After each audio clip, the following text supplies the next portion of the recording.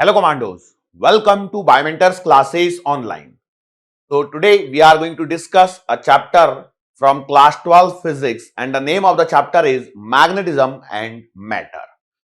तो ये चैप्टर को हमें आज शुरू करना है, आज खत्म करना है एक लेक्चर के अंदर में। वैसे ये चैप्टर थियोरेटिकल पोर्शन इसमें ज्यादा है, न्यूमेरिकल थोड़ा कम बनता है, लेकिन जो बनता है वो एकदम इजी रहता है, बहुत ज्यादा डिफिकल्ट नहीं है। ठीक है, तो स्टार्ट करते हैं बेसिक चीजों से। सबसे पहला पॉइंट आता है मैग्नेटिज्म। सबसे पहला देखो, चैप्टर का नाम है magnetism and matter. Magnetism and matter, तो जब मैं इसकी बात करता हूं मैग्नेटिज्म की, तो ये क्या है? It is the property of certain substances, property of certain substances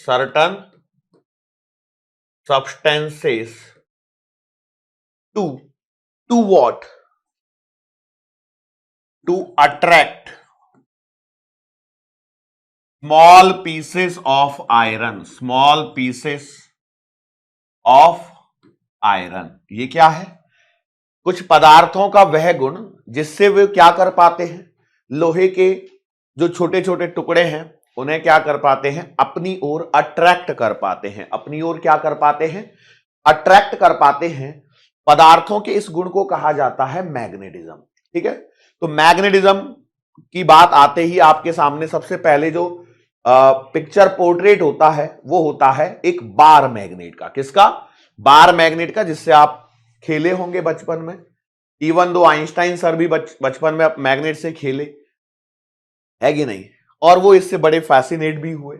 लेकिन हमें उस पर सवाल नहीं आएगा, हमें जो सवाल आएगा उससे हमें रिलेटेड चीजें डिस्कस करनी है। तो हमारे पास में ये एक बार मैग्नेट है। ठीक है, ये एक बार मैग्नेट है। अब इस बार मैग्नेट की एक फिजिकल लेंथ होती है जिसे ज्योग्राफिक लेंथ कहा जाता है। इस बार मैग्नेट में दो पोल्स होते हैं जिन्हें नॉर्थ पोल और साउथ पोल कहा जाता है।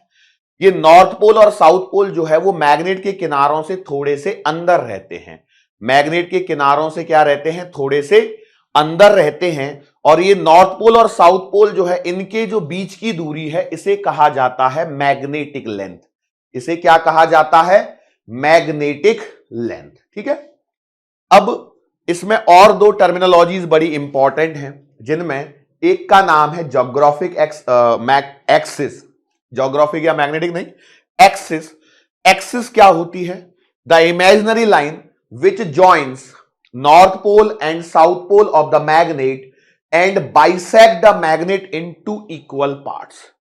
वो इमेजिनरी लाइन जो नॉर्थ पोल और साउथ पोल को जोड़े और इस मैग्नेट को दो बराबर भागों में क्या करे? डिवाइड करे। इसे कहते हैं एक्सिस। चूंकि हम मैग्नेट के लिए बात कर रहे हैं तो इसका नाम हम कह देंगे मैग्नेटिक एक्सिस। ठीक है, एक टर्मिनोलॉजी और काम की जिसे कहा जाता है इक्वेटर या मैग्नेटिक इक्वेटर। तो ये क्या है? Again it is a line, imaginary line which is perpendicular to magnetic axis, which is what? Perpendicular to magnetic axis and bisects the magnet into equal parts। उसे कहते हैं मैग्नेटिक इक्वेटर। तो चार terminologies हमारे पास में आई है।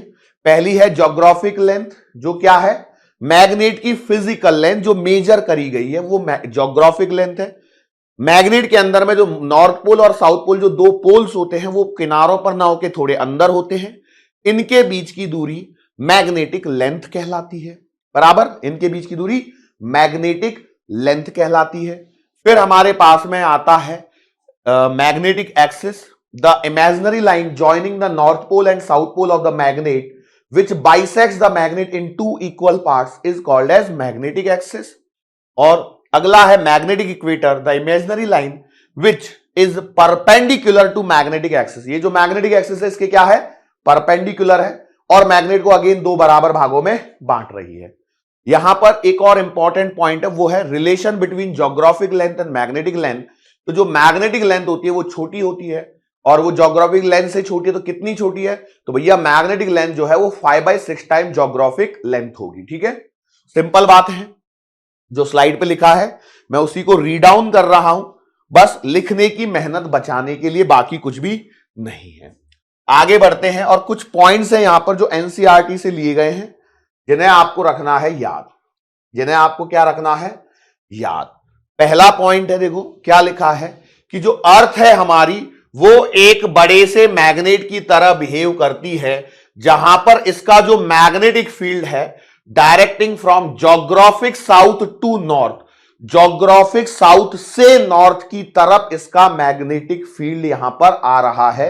इस बात को समझना जरूरी है, ज्योग्राफिक साउथ से ज्योग्राफिक नॉर्थ की तरफ इसका मैग्नेटिक फील्ड आ रहा है, ऐसा एनसीईआरटी कहती है। फिर यदि हम लोग एक बार मैग्नेट को फ्रीली लटका दें तो यह हमेशा नॉर्थ साउथ डायरेक्शन में ठहरती है। एक बार मैग्नेट को यदि धागे से बांधकर लटका दिया जाए तो यह हमेशा नॉर्थ साउथ डायरेक्शन में ठहरती है। अच्छा, जो मैग्नेट का पोल ज्योग्राफिक नॉर्थ की तरफ होता है, मैग्नेट का वो पोल जो ज्योग्राफिक नॉर्थ की तरफ होता है उसे कहा जाता है नॉर्थ पोल, और जो ज्योग्राफिक साउथ की तरफ होता है, ज्योग्राफिक साउथ मतलब जो धरती का, जिसे हम जो आम भाषा में जो डायरेक्शन के लिए नॉर्थ साउथ यूज किया जाता है उसे ज्योग्राफिक साउथ कह रहे हैं, तो वो ज्योग्राफिक साउथ की तरफ है, उसे कहेंगे हम लोग साउथ पोल। ठीक है। फिर अगला जो पॉइंट है वो ये है कि जब आप किसी एक बार मैग्नेट के नॉर्थ पोल को दूसरी बार मैग्नेट के नॉर्थ पोल की तरफ लेके जाओगे तो उनमें प्रतिकर्षण होगा, रिपल्शन होगा। सिमिलरली फॉर साउथ पोल, यदि आप एक बार मैग्नेट के साउथ पोल को दूसरी बार मैग्नेट के साउथ पोल के पास लेके जाओगे तो उनमें भी क्या होगा, रिपल्शन होगा।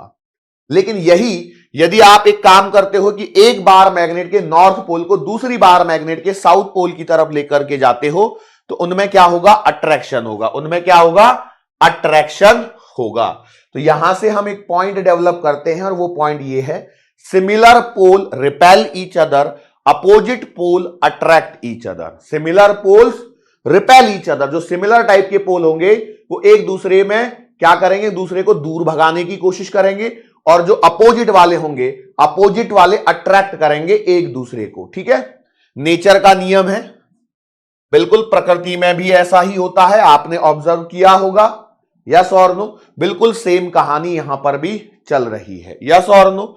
फिर एक पॉइंट और है जो एनसीईआरटी कहती है, वो ये कहती है कि हम बार मैग्नेट में से उसके नॉर्थ पोल और उसके साउथ पोल को अलग अलग नहीं कर सकते हैं, आइसोलेट नहीं किया जा सकता है। मतलब यदि आप सोचो कि बार मैग्नेट को यदि आपने तोड़ा तो तोड़ने के बाद में फिर से उस एक छोटे टुकड़े के अंदर नॉर्थ पोल और साउथ पोल फिर से बन जाएगा। हम एक सिंगल पोल को आइसोलेट करके अलग नहीं निकाल सकते हैं, हम एक सिंगल पोल को आइसोलेट करके अलग नहीं निकाल सकते हैं। ये प्रॉपर्टी है, ये हमें याद रखनी है। और ये जो मैग्नेट है, इसे बनाने के लिए जो मटेरियल यूज किया जाता है वो होता है आयरन और उसके एलॉयज। ठीक है, लिखा होगा, हाँ, we can form a magnet from iron and alloys. Yes और नो, श्योर है। आगे बढ़ते हैं, इलेक्ट्रोस्टैटिक एनालॉग है। इलेक्ट्रोस्टैटिक एनालॉग ये कहता है कि देखो ये जो प्रॉपर्टीज हैं इसके बेसिस पर हम कुछ इलेक्ट्रोस्टैटिक से चीजों को रिलेट करेंगे। कहानी बस इतनी सी है कि जैसे इलेक्ट्रोस्टैटिक्स में प्लस क्यू चार्ज होता है, माइनस क्यू चार्ज होता है, वैसे यहां पर एक टर्मिनोलॉजी आती है जिसे कहा जाता है पोल स्ट्रेंथ। क्या कहा जाता है, pole strength. That is the strength, pole strength मतलब द स्ट्रेंथ, और हम कह सकते हैं concentration, strength of concentration of magnetic field, of magnetic field या मैग्नेटिज्म कहिए, ज्यादा अच्छा लगेगा। The strength of concentration of magnetism, वो है आपका पोल स्ट्रेंथ, जिसकी यूनिट होती है एम्पियर मीटर। इसकी यूनिट क्या होती है, एम्पियर मीटर होती है। और कन्वेंशनली हम नॉर्थ पोल को प्लस एम से डिनोट करते हैं और साउथ पोल को माइनस एम से डिनोट करते हैं। Even though we can not isolate the poles, but conventionally ऐसा माना गया है। ठीक है, आगे बढ़ते हैं। तो इलेक्ट्रोस्टैटिक्स में हमारे पास में एक टर्मिनोलॉजी आती है जिसका नाम है इलेक्ट्रिक डाइपोल। जिसका नाम क्या है, इलेक्ट्रिक डाइपोल है। तो electric dipole minus q plus q, when two opposite charges are placed very close to each other they form an electric dipole. जिसका इलेक्ट्रिक डाइपोल मोमेंट क्या लिखा जाता है, q into distance between the magnitude of one of the charge and distance between the charges, बराबर। चूंकि एक vector quantity है तो वेक्टोरियली हम इसे डिफाइन करते हैं P वेक्टर बराबर Q और 2L vector. 2L conventionally use किया जाता है क्योंकि हमें कई बार सेंटर से डिस्टेंस लेनी होती है, इसके कारण। अब इसकी जो डायरेक्शन है भाई, डाइपोल है, dipole moment is an vector quantity. अब यदि एक वेक्टर क्वांटिटी है, सदिश राशि है, तो इसकी डायरेक्शन होगी, तो इसकी डायरेक्शन होगी -q से +q की तरफ। ये इलेक्ट्रोस्टैटिक्स है। तो इसके सिमिलरली हमारे पास मैग्नेटिज्म में क्या चलता है कि भैया यहां है आपका -m मतलब साउथ पोल, यहां +m है मतलब नॉर्थ पोल, बराबर पोल स्ट्रेंथ और उनके बीच की दूरी, बराबर पोल स्ट्रेंथ और उनके बीच की दूरी। ठीक है, तो ये क्या बन गया, मैग्नेटिक डाइपोल मोमेंट। और मैग्नेटिक डाइपोल मोमेंट की जो डायरेक्शन होगी वो होगी from south pole to north pole. ठीक है, बिल्कुल पूरी कहानी लिखी हुई है। अब जैसे यहां पर इसकी जो यूनिट है इलेक्ट्रिक डाइपोल मोमेंट की, वो क्या है, कूलाम इंटू मीटर, यहां आएगी एम्पियर मीटर इंटू मीटर, मतलब एम्पियर मीटर स्क्वायर। बिल्कुल बेसिक चीजें हैं, बहुत ज्यादा डिफिकल्ट नहीं है। इलेक्ट्रोस्टैटिक्स से बस लिंक इसलिए करवा रहा हूं ताकि आपको पता रहे कि हाँ भाई ये सब कुछ हमारा पढ़ा हुआ है, बिल्कुल यहां पर भी वही चीजें पढ़नी है। मैग्नेटोस्टैटिक्स चल रही है ये, ठीक है। अच्छा, इसके बाद एक और टर्मिनोलॉजी आती है। देखो एक बात आपको पता होगी, जो इलेक्ट्रिक फील्ड लाइंस होती हैं तो +q से ओरिजिनेट होती हैं और -q पे टर्मिनेट होती हैं। Electric field lines originate from +q charge and terminates at -q charge. ये बात आपको पता है, बराबर, यस और नो, यस और नो, बस। लेकिन यहां पर क्या होता है कि इलेक्ट्रोस्टैटिक्स में एक ओरिजिन पॉइंट है और एक टर्मिनेटिंग पॉइंट है, लेकिन मैग्नेटिज्म में ऐसा नहीं होता है। मैग्नेटोस्टैटिक्स में ऐसा नहीं होता है। Magnetic field lines never form a close loop. इस पे सवाल बन सकता है इस लाइन पे, क्या magnetic field lines never form close loop, magnetic field lines form a close loop, electric field lines never form a close loop. उल्टा बोल दिया मैंने गलती से। यहां पर क्या होता है, इनकी जो डायरेक्शन की बात होती है, जैसे इलेक्ट्रिक फील्ड लाइंस में इनसे डायरेक्शन की हम बात कर रहे होते हैं, यहां मैग्नेटिक फील्ड लाइंस में जो डायरेक्शन होती है वो क्या होती है, आउटसाइड द मैग्नेट। यदि मैं बात करूं आउटसाइड, तो भैया आउटसाइड होगी from north to south, from north to south. और यदि मैं मैग्नेट के अंदर हूं तो भैया ये आएगी फ्रॉम साउथ टू नॉर्थ। और इस प्रकार से ये पूरा क्लोज लूप बना लेती है। ये क्या बना लेती है, एक पूरा क्लोज लूप बना लेती है। ठीक है, क्या बना लेती है, क्लोज लूप बना लेती है। फिर एक फोर्स के बारे में बात करें। यदि हम लोग इलेक्ट्रिक चार्ज को +q को यदि एक इलेक्ट्रिक फील्ड में रख दें यहां पर, तो इस पर जो फोर्स लगता है इलेक्ट्रोस्टैटिक फोर्स, ये आपका है QE वेक्टर। सिमिलरली यदि हमारे पास में एक सिंगल पोल यदि होता, यदि हमारे पास में एक सिंगल पोल होता और इसे यदि हम लोगों ने एक एक्सटर्नल मैग्नेटिक फील्ड में रखा होता, तो भैया इस पर लगता मैग्नेटिक फोर्स, और वो बिल्कुल उसी तरह दिया जाता जैसे आपका इलेक्ट्रोस्टैटिक फोर्स लिखा गया है। यस और नो। +m पर जो फोर्स लगेगा वो in the direction of field लगेगा, और -m पर जो फोर्स लगेगा वो opposite to the direction of field लगेगा, जिसका मैग्नीट्यूड m इंटू बी रहने वाला है। जिसका मैग्नीट्यूड क्या रहने वाला है, m इंटू बी रहने वाला है। मैग्नीट्यूड में कोई अंतर नहीं आया। जैसे यहां q इंटू ई है, वैसे यहां m इंटू बी है। m मैंने छोटा यहां पर यूज किया है। आगे हम बात करते हैं, वो है बेटा इलेक्ट्रिक फील्ड, और यहां हम बात कर रहे हैं मैग्नेटिक फील्ड। तो भैया इलेक्ट्रिक फील्ड आप लिखते हो 1/4πε0 q/r², and away from plus charge towards the negative charge. तो सिमिलरली यहां पर यह है कि यदि आपका एक पोल अलग होता तो यहां से r दूरी पर आपका जो मैग्नेटिक फील्ड बनता, टर्मिनोलॉजी में चेंज आ जाएगा, μ0/4π। प्रीवियस चैप्टर है मूविंग चार्जेस एंड मैग्नेटिज्म, उसमें भी आपने देखा हुआ है कि मैग्नेटिज्म में जो कांस्टेंट वाली जो टर्मिनोलॉजी आती है वो μ0/4π आती है। ठीक है, जैसे इलेक्ट्रोस्टैटिक्स में 1/4πε0 है, वैसे यहां μ0/4π है। उसके बाद m/r² नॉर्मल है, +m से दूर और -m की तरफ, +m से दूर और -m की तरफ होगा। आगे बढ़ते हैं पोटेंशियल। सिमिलरली पोटेंशियल यहां पर आप लिखते हो, इलेक्ट्रोस्टैटिक्स में जो पोटेंशियल लिखते हो 1/4πε0 और q/r, और चार्ज को आप लिखते हो कहां से, with the sign. Similar way में यहां पर मैग्नेटिक में जो मैग्नेटिक पोटेंशियल बनेगा वही μ0/4π और m/r बनेगा। चूंकि ये एक स्केलर क्वांटिटी है तो यहां पर आपको डायरेक्शन की आवश्यकता नहीं है। क्योंकि ये एक स्केलर क्वांटिटी है तो यहां पर आपको डायरेक्शन की आवश्यकता नहीं है। आगे जब मैं बढ़ता हूं तो भैया फोर्स की बात करते हैं। दो चार्जेस के बीच में फोर्स आप कैसे लिखते हो? Coulombs law. आप कैसे लिखते हो? Coulombs law. तो कूलाम्स लॉ क्या कहता है? 1/4πε0 Q1 Q2 upon R square. Opposite charges में क्या होगा? अट्रैक्शन। सिमिलर में क्या होगा? रिपल्शन। सिमिलर वे में यहां पर आएगा बी मैग्नेटिक फोर्स जो आएगा वो आएगा μ0 upon 4π M1 M2 upon R square. ठीक है, यहां आएगा F और B। ठीक है, F और B। श्योर। आगे बढ़ते हैं। Relation between electric field and magnetic field. तो भैया जैसे यहां पर आपका E वेक्टर बराबर आता है माइनस dV/dr, जिसे आप एक्सटेंडेड फॉर्म में लिखते हो माइनस डबा by dx i cap plus डबा बाई डबा वाई जे कैप प्लस डबा बाई डबा जेड के कैप। सिमिलर वे में यहां पर रिलेशन चलेगा मैग्नेटिक फील्ड के लिए और ये आएगा माइनस dV/dr। ठीक है, कोई अंतर नहीं आएगा, कोई अंतर नहीं आएगा। ये टर्मिनोलॉजीज पता होना जरूरी है, ये टर्मिनोलॉजीज पता होना जरूरी है क्योंकि इलेक्ट्रोस्टैटिक्स से सब कुछ मैच कर रहा है। बस आपको एक बात ध्यान रखनी है कि यहां पर इलेक्ट्रोस्टैटिक्स में जो काम चार्ज कर रहा है Q, वो यहां पर पोल स्ट्रेंथ M कर रही है। वहां इलेक्ट्रिक फील्ड है, यहां मैग्नेटिक फील्ड है। बाकी सारे फॉर्मूले बिल्कुल सेम टू सेम चलने वाले हैं। मैं उम्मीद करता हूं आपको ये वाली बात पता लग रही होगी। अब यहां पर आपको इस बेसिस पर पहला सवाल देखने को मिल रहा है जो 2014 का सवाल है। ये क्या है? Following figure shows the arrangement of bar magnet in different orientation configuration. Each magnet has magnetic dipole moment m vector which configuration has highest net magnetic dipole moment. ठीक है, तो ये एक तरह से वेक्टर का सवाल है। ये क्या है? एक तरह से वेक्टर का सवाल है। ये आपका m वेक्टर है, ये भी आपका क्या है? m वेक्टर है। इतना पता होना चाहिए।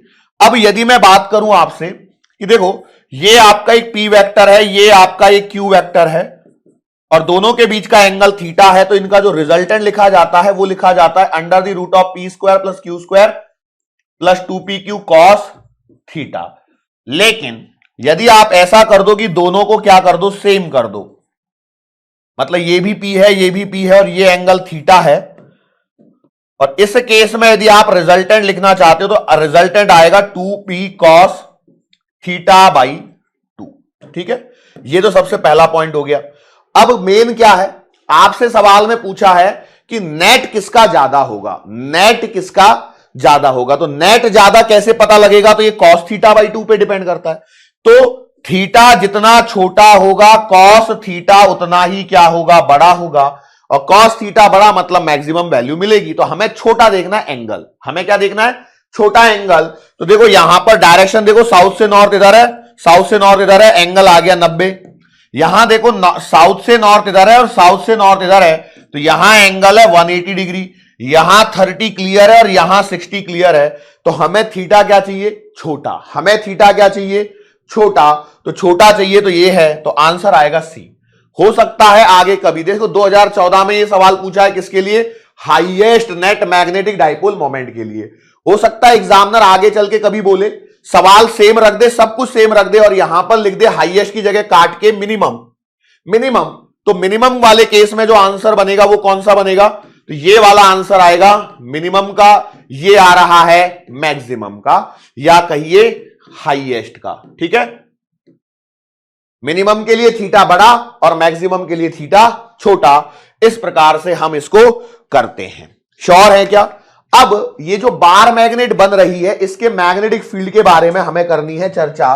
तो देखो भैया ये है आपके पास में एक बार मैग्नेट, ये है नॉर्थ पोल, ये है साउथ पोल, और इसकी जो लेंथ है ये है यहां पर 2l, ये है इसका सेंटर। इस सेंटर से r दूरी पर यहां पर इसे कहते हैं, देखो ये एक्सियल पोजीशन हो गई। यहां जो मैग्नेटिक फील्ड बनेगा इसका मेन फॉर्मूला जो है वो ये है, मेन फॉर्मूला जो है वो ये है μ0 अपॉन 4π2mr। मिस्टर नहीं है ये, m कैपिटल M जो है यहां पर कैपिटल M है m इंटू 2l। ठीक है, तो आप इसे भी वेक्टोरियली लिख सकते हैं। m into 2l capital M है, mr upon r square minus l square the whole square, ध्यान रखना। लेकिन हमारे को क्या होता है ना, कई बार सिलेबस में जो कई बार क्वेश्चन जो बनता है वो बनता है फॉर शॉर्ट बार मैग्नेट। तो ये कब लगाना है और ये कब लगाना है, तो ये तब लगाना है जब लेंथ क्या है, comparable, when length of magnet, when length of magnet that is 2l is comparable with distance, comparable with distance r, ठीक है, तब ये वाला फॉर्मूला लगाना है। अदरवाइज स्मॉल बार मैग्नेट के लिए आप सीधा ये वाला फॉर्मूला यूज कर सकते हो, mu naught upon 4 pi 2m vector upon r cube. ध्यान रखना मैंने यहां लिखा है 2m वेक्टर, क्या लिखा है 2m वेक्टर, क्या लिखा है 2m वेक्टर। तो एक्सिस पे शॉर्ट बार मैग्नेट की एक्सिस पे मैग्नेटिक फील्ड कितना आएगा, mu naught upon 4 pi 2m vector upon r cube, 2m vector upon r cube. लेकिन जब हम इक्वेटोरियल पे चले जाएंगे, जब हम बात करेंगे इक्वेटोरियल के लिए, तो जरा ध्यान से देखना बेटा, ये आपकी बार मैग्नेट हो गई N और S, ये आपकी दूरी हो गई 2l, ठीक है। यहां वही m वेक्टर बराबर small m into 2l vector आएगा, डायरेक्शन वही साउथ टू नॉर्थ है। और हम ये कह रहे हैं ये आपका सेंटर है, ये r दूरी है। तो यहां जो मैग्नेटिक फील्ड बनता है बेटा, इसकी डायरेक्शन होती है अपोजिट। ये है B इक्वेटर, इसकी डायरेक्शन आएगी इधर, opposite to the magnetic moment, opposite to the magnetic moment. क्योंकि देखो m वेक्टर जो है वो आपका ऐसे है, ये क्लियर, m वेक्टर जो है वो ऐसा है। तो इक्वेटर पे जो मैग्नेटिक फील्ड की डायरेक्शन आती है वो opposite to the magnetic moment आती है। इसलिए अब देखो मैंने यहां पर क्या लिखा है, यदि मैं चाहूं इसे यदि वेक्टर बना दूं तो मैं यहां माइनस लगा दूं और यहां वेक्टर कर दूं, mu naught upon 4 pi minus m vector r square plus l square the whole power 3/2 है। यहां ध्यान रखना r square plus l square by की पावर 3/2 है। एग्जामिनर कोशिश करता है जब उसे कंपेरेबल चाहिए तो इक्वेटोरियल वाले पे सवाल पूछता है। क्यों इक्वेटोरियल पे सवाल इसलिए पूछता है क्योंकि वो क्या करता है, मैग्नेट की लेंथ 6 सेंटीमीटर दे देता है और 4 सेंटीमीटर पे पॉइंट पहुंचता है। ध्यान रखना मैग्नेट की लेंथ क्या दे देता है, मैग्नेटिक लेंथ दे देता है, या फिर कई बार सवाल को वो इस हिसाब से सेट करेगा कि आपसे प्रॉपर वो आंसर निकलवा लेगा। ठीक है, श्योर है। और यदि बार मैग्नेट छोटी हो जाए तो बी इक्वेटोरियल पे क्या आएगा, mu naught upon 4 pi minus m vector upon r cube. Yes और नो, क्या ये वाली बात समझ में आ रही है? सिंपल कहानी है बिल्कुल। अब हम बात करते हैं एक्सिस वाली पोजीशन और इक्वेटोरियल वाली पोजीशन पे जो मैग्नेटिक फील्ड है उनमें क्या रिलेशन है। तो आपको याद होना चाहिए बी एक्सिस की जब मैं बात करता हूं वेक्टोरियली तो ये आता है mu naught upon 4 pi 2m vector upon r cube. क्या ये फॉर्मूला याद है आपको? और जब मैं इक्वेटोरियल की बात करता हूं तो भैया देखो ये आता है mu naught upon 4 pi minus m vector upon r cube. यदि मैं इसे लिखता हूं कैसे, बिना वेक्टर के, तो भैया बी एक्सिस आता है आपका म्यू नॉट अपॉन 4 पाई और ये आता है 2m अपॉन आर क्यूब, और बी इक्वेटोरियल आता है mu naught upon 4 pi m upon r cube. ठीक है, तो कहानी बस इतनी सी है बेटा कि जो बी एक्सिस होता है वो 2 टाइम्स बी इक्वेटर होता है यदि मैं मैग्नीट्यूड की बात कर रहा हूं, और यदि मैं वेक्टोरियली बात कर रहा हूं तो बी एक्सिस जो आएगा वेक्टोरियली वो माइनस टाइम्स 2 बी इक्वेटोरियल आएगा वेक्टोरियली। तो इस पे भी सवाल बन सकता है, ध्यान रखना यहां पर ये सवाल, ये फॉर्मूले मैंने लिखे हैं जानबूझ के ताकि आप एक बार रिकॉल कर सको। ये कहानी पूरी चल रही है शॉर्ट बार मैग्नेट की जो आपके सामने यहां पर आ रही है। ठीक है, श्योर, कोई दिक्कत वाली बात? वेरी गुड, चलो आगे बढ़ते हैं। यह है कहानी, यदि आपके पास में एक बार मैग्नेट है जिसका डाइपोल मोमेंट है m, ठीक है, जिसका डाइपोल मोमेंट है m, इससे यदि आप, ये है r दूरी पर एक पॉइंट है जो कि यहां पर थीटा एंगल पर है, ठीक है,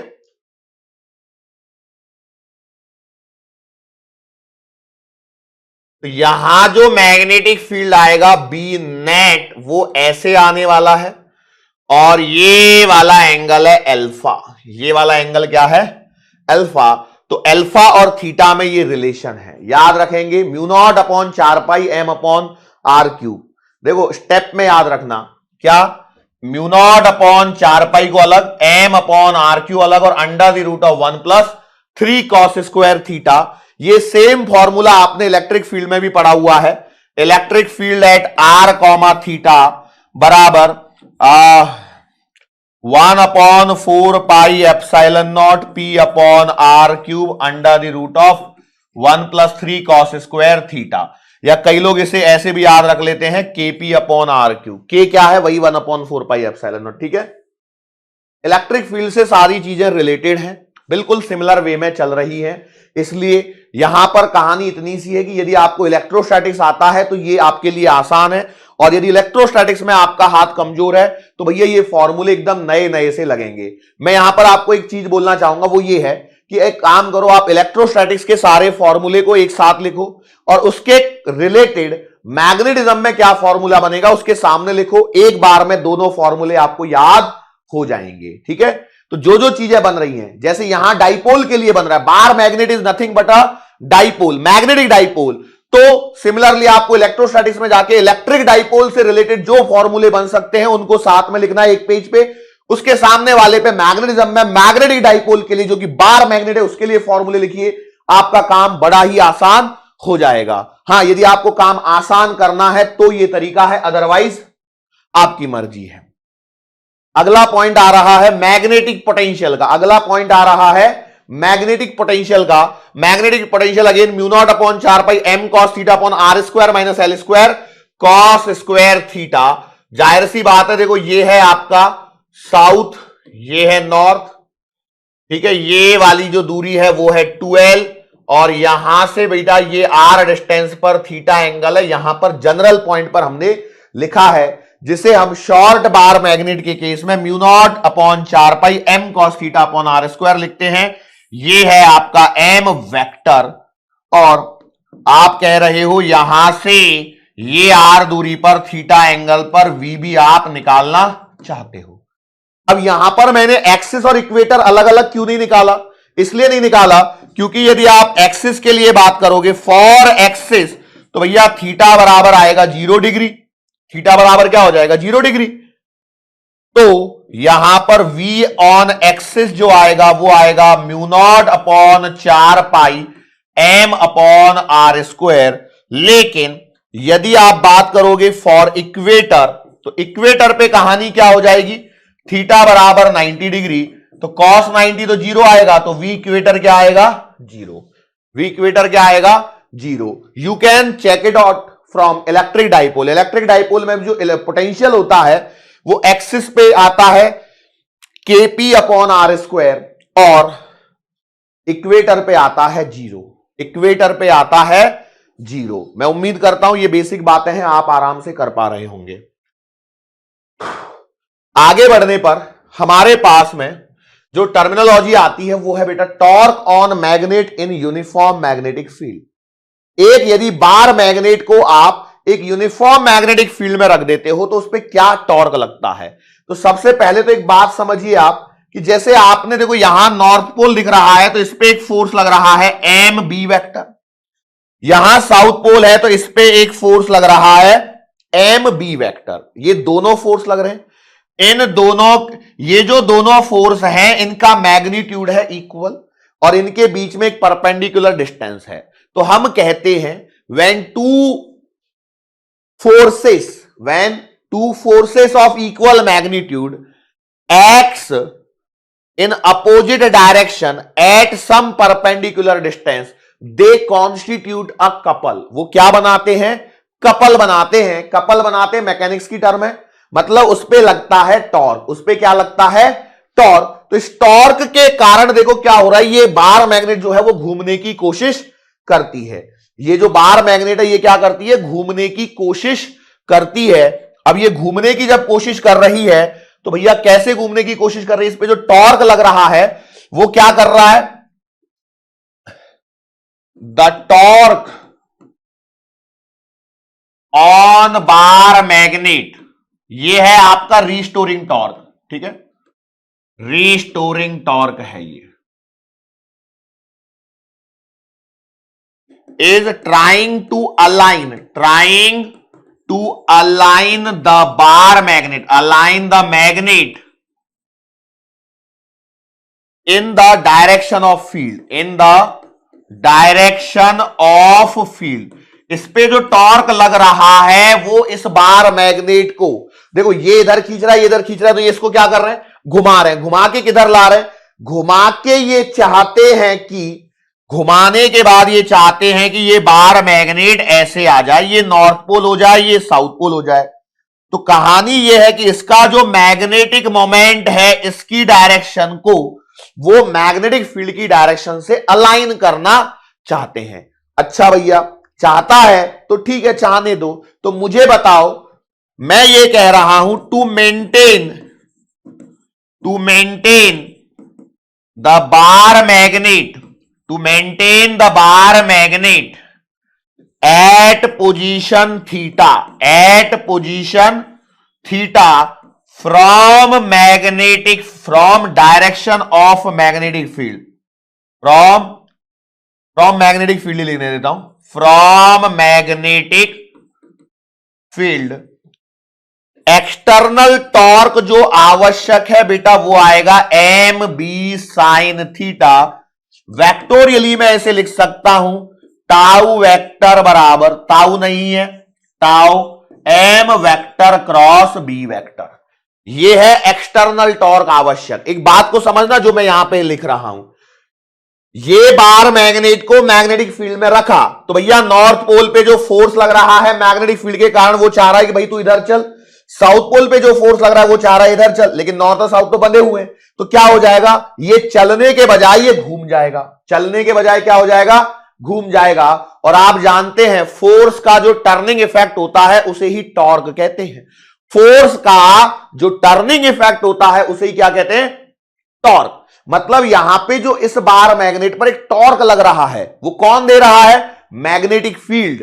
कौन प्रोवाइड कर रहा है, मैग्नेटिक फील्ड। और उसकी चाहत क्या है, उसकी चाहत है कि वो इस बार मैग्नेट को मैग्नेटिक फील्ड की डायरेक्शन में क्या कर दे, अलाइन कर दे। क्या कर दे, मैग्नेटिक फील्ड की डायरेक्शन में ऐसे रखा है, अलाइन कर दे। क्या कर दे, अलाइन कर दे। तो भैया आपको यदि बार मैग्नेट को इस पोजीशन पे स्टेबल रखना है तो आपको क्या करना पड़ेगा, एक एक्सटर्नल टॉर्क देना पड़ेगा। और वो एक्सटर्नल टॉर्क आएगा एम बी साइन थीटा या M vector cross B vector. Sure है, तो ये एक्सटर्नल टॉर्क आवश्यक है। Yes, is it clear. Now अगला जो पॉइंट है वो है बेटा time period of oscillation, time period of oscillation of bar magnet in magnetic field. तो भैया एक सिंपल सी बात ये है कि ये है आपका मैग्नेटिक फील्ड, ये क्या है आपका है magnetic field, uniform magnetic field की यहां पर हो रही है बात। ठीक है, थोड़ा बहुत लाइन ऊपर नीचे बन सकती है, कोई दिक्कत वाली बात नहीं है। अब देखो ये यहां पर हमने क्या करा है, एक रखा है बार मैग्नेट जिसका मैग्नेटिक मोमेंट है m। ठीक है, अब मान के चलो यदि मैं इसे क्या कर दूं, एक छोटे से एंगल से, एकदम छोटे से एंगल थीटा से इसे क्या कर दूं, रोटेट कर दूं। तो ये एक्सटर्नल टॉर्क के कारण किया होगा मैंने। तो भैया जैसे ही ये काम करूंगा तो इस पे क्या आने लगेगा, इसको यहां पे लाके छोड़ूंगा, स्मॉल ऑसिलेशन दिया मैंने, स्मॉल एंगुलर डिस्प्लेसमेंट दिया। मैंने बोला कि भैया for small angular displacement, for angular displacement, तो क्या बार मैग्नेट वहीं बची रहेगी, नहीं। क्यों, उस पे लगेगा रीस्टोरिंग टॉर्क, और रीस्टोरिंग टॉर्क लगेगा तो भैया टाउ रीस्टोरिंग जो आएगा वो आएगा minus M B sine theta. चूंकि मेरा एंगल क्या है, चूंकि थीटा इज स्मॉल, चूंकि थीटा क्या है, स्मॉल है, तो इट इंप्लाइज साइन थीटा को मैं क्या लिख दूंगा, थीटा।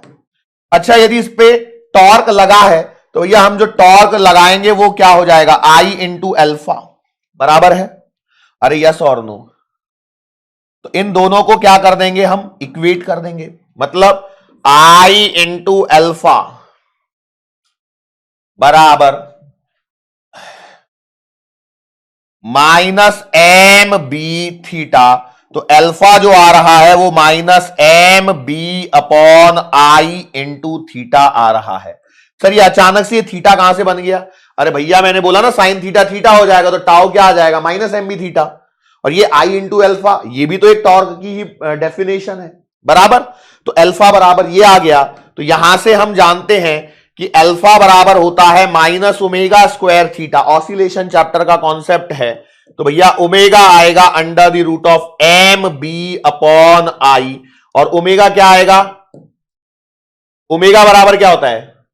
सिंस ओमेगा बराबर होता है 2 पाई अपॉन टी, तो टी बराबर आएगा 2 पाई अपॉन ओमेगा, तो भैया टी बराबर आएगा, देयरफॉर टी बराबर आएगा 2 pi under the root of I upon M B. सही लिखा है क्या? चेक करना। ये टाइम पीरियड का फॉर्मूला बनेगा, इसे भी आप याद रख सकते हैं।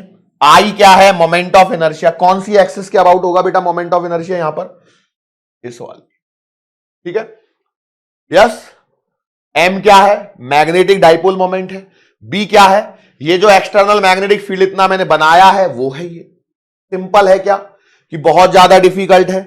आई डोंट थिंक सो कि बहुत ज्यादा डिफिकल्ट यहां पर चीजें हैं। Yes, very good. आगे बढ़ता हूं मैं।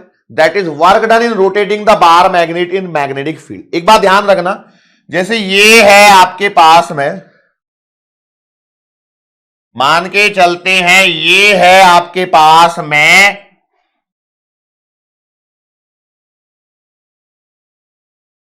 एक्सटर्नल मैग्नेटिक फील्ड बी, ठीक है, और इस समय आपका, यदि आप किसी डाइपोल मोमेंट को यहां से θ1 पोजीशन से और ये रही θ2 पोजीशन तक लेकर के जाना चाहते हो, तो work done by external force जो आएगा वो आएगा M B cos θ1 minus cos θ2। Result याद रखना है। जाहिर सी बात है, देखो हमें यदि एक सिंगल लेक्चर में हम सब कुछ कंप्लीट करने वाले हैं तो हमें कुछ चीजें याद करनी पड़ेंगी। वो ये है, इस पे सवाल मिलेंगे। Work done by external force to rotate the bar magnet from the position θ1 to θ2। θ1 वाली पोजीशन पे पहले से है और θ2 पर आप लेकर के जाना चाहते हो, तो जो work done by external force होगा वो आएगा M B cos θ1 minus cos θ2। कितना आएगा? M B cos θ1 minus cos θ2। और इस रिजल्ट को आपको रखना है याद, इस रिजल्ट को रखना है आपको याद। अब ठीक है, ये तो मैंने लिखा है एक्सटर्नल फोर्स के लिए। आपको एक बात और पता होनी चाहिए जो कि आपने वर्क एनर्जी पावर में पढ़ी होगी। Work done by conservative force जो आता है वो minus times work done by external force आता है। तो इसलिए यदि यहां पर वर्क डन बाय फील्ड पूछ लिया जाए, मैग्नेटिक फील्ड, तो यह आएगा माइनस एम बी और कॉस θ1 माइनस कॉस θ2। ध्यान रखना, मैंने यहां जो वर्क डन लिखा है वो है work done to rotate, work done to rotate magnet from θ1 to θ2। θ1 से θ2 घुमाना है, उसका वर्क डन मैंने यहां पर लिखा है। किसका? θ1 से θ2 घुमाने वाला वर्क डन। श्योर? इसके आगे जब हम बात करते हैं तो देखो ये वाली कहानी यहां पर आ जाती है, तो इसे जरा हम एडजस्ट कर लेते हैं। तो ये आता है बेटा, माइनस एडजस्ट करने के बाद में minus M B cos θ1 minus minus M B cos θ2। एक बात और पता होगी, वो ये है बेटा work done by conservative field जो होता है वो होता है you initial minus you final, you initial minus you final. तो यहां से पोटेंशियल एनर्जी को रिलेट करते हैं हम लोग, और पोटेंशियल एनर्जी जो आती है बार मैग्नेट की, ये है आपका यूनिफॉर्म मैग्नेटिक फील्ड, और यहां पर है आपका बार मैग्नेट, और इन दोनों के बीच में इस समय एंगल है थीटा। तो इस थीटा पोजीशन पर जो पोटेंशियल एनर्जी होती है, potential energy at position theta, ध्यान रखना एट पोजीशन थीटा, और ये पोजीशन कहां से है? From direction of magnetic field. Magnetic field की जो डायरेक्शन है, यहां से यदि थीटा एंगल है तो भैया आपका आएगा यू थीटा बराबर minus M B cos theta. इसे आप लिख सकते हो यू थीटा बराबर minus M vector dot B vector. Can you remember the result? क्या आप इसको रिजल्ट को याद कर सकते हो? जो सारे न्यूमेरिकल बनने वाले हैं वो इसी पोर्शन में से ज्यादातर बनने की संभावना रहती है। ठीक है, अब ये जो कहानी करी है मैंने, इसके बेसिस पर हमारे पास में कुछ चीजें आती हैं। वो क्या है? अरे बाप रे, यहां तो स्पेस कम रह गया। ठीक है, कोई बात नहीं, इसको छोटा कर दूंगा मैं। ये है बार मैग्नेटिक फील्ड, ये है आपका एम वेक्टर, ये है आपका थीटा।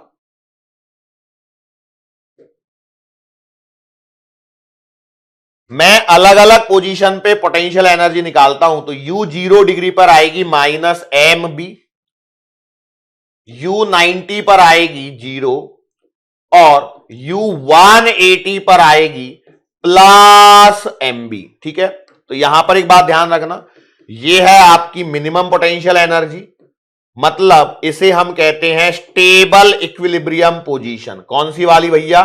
Stable equilibrium position.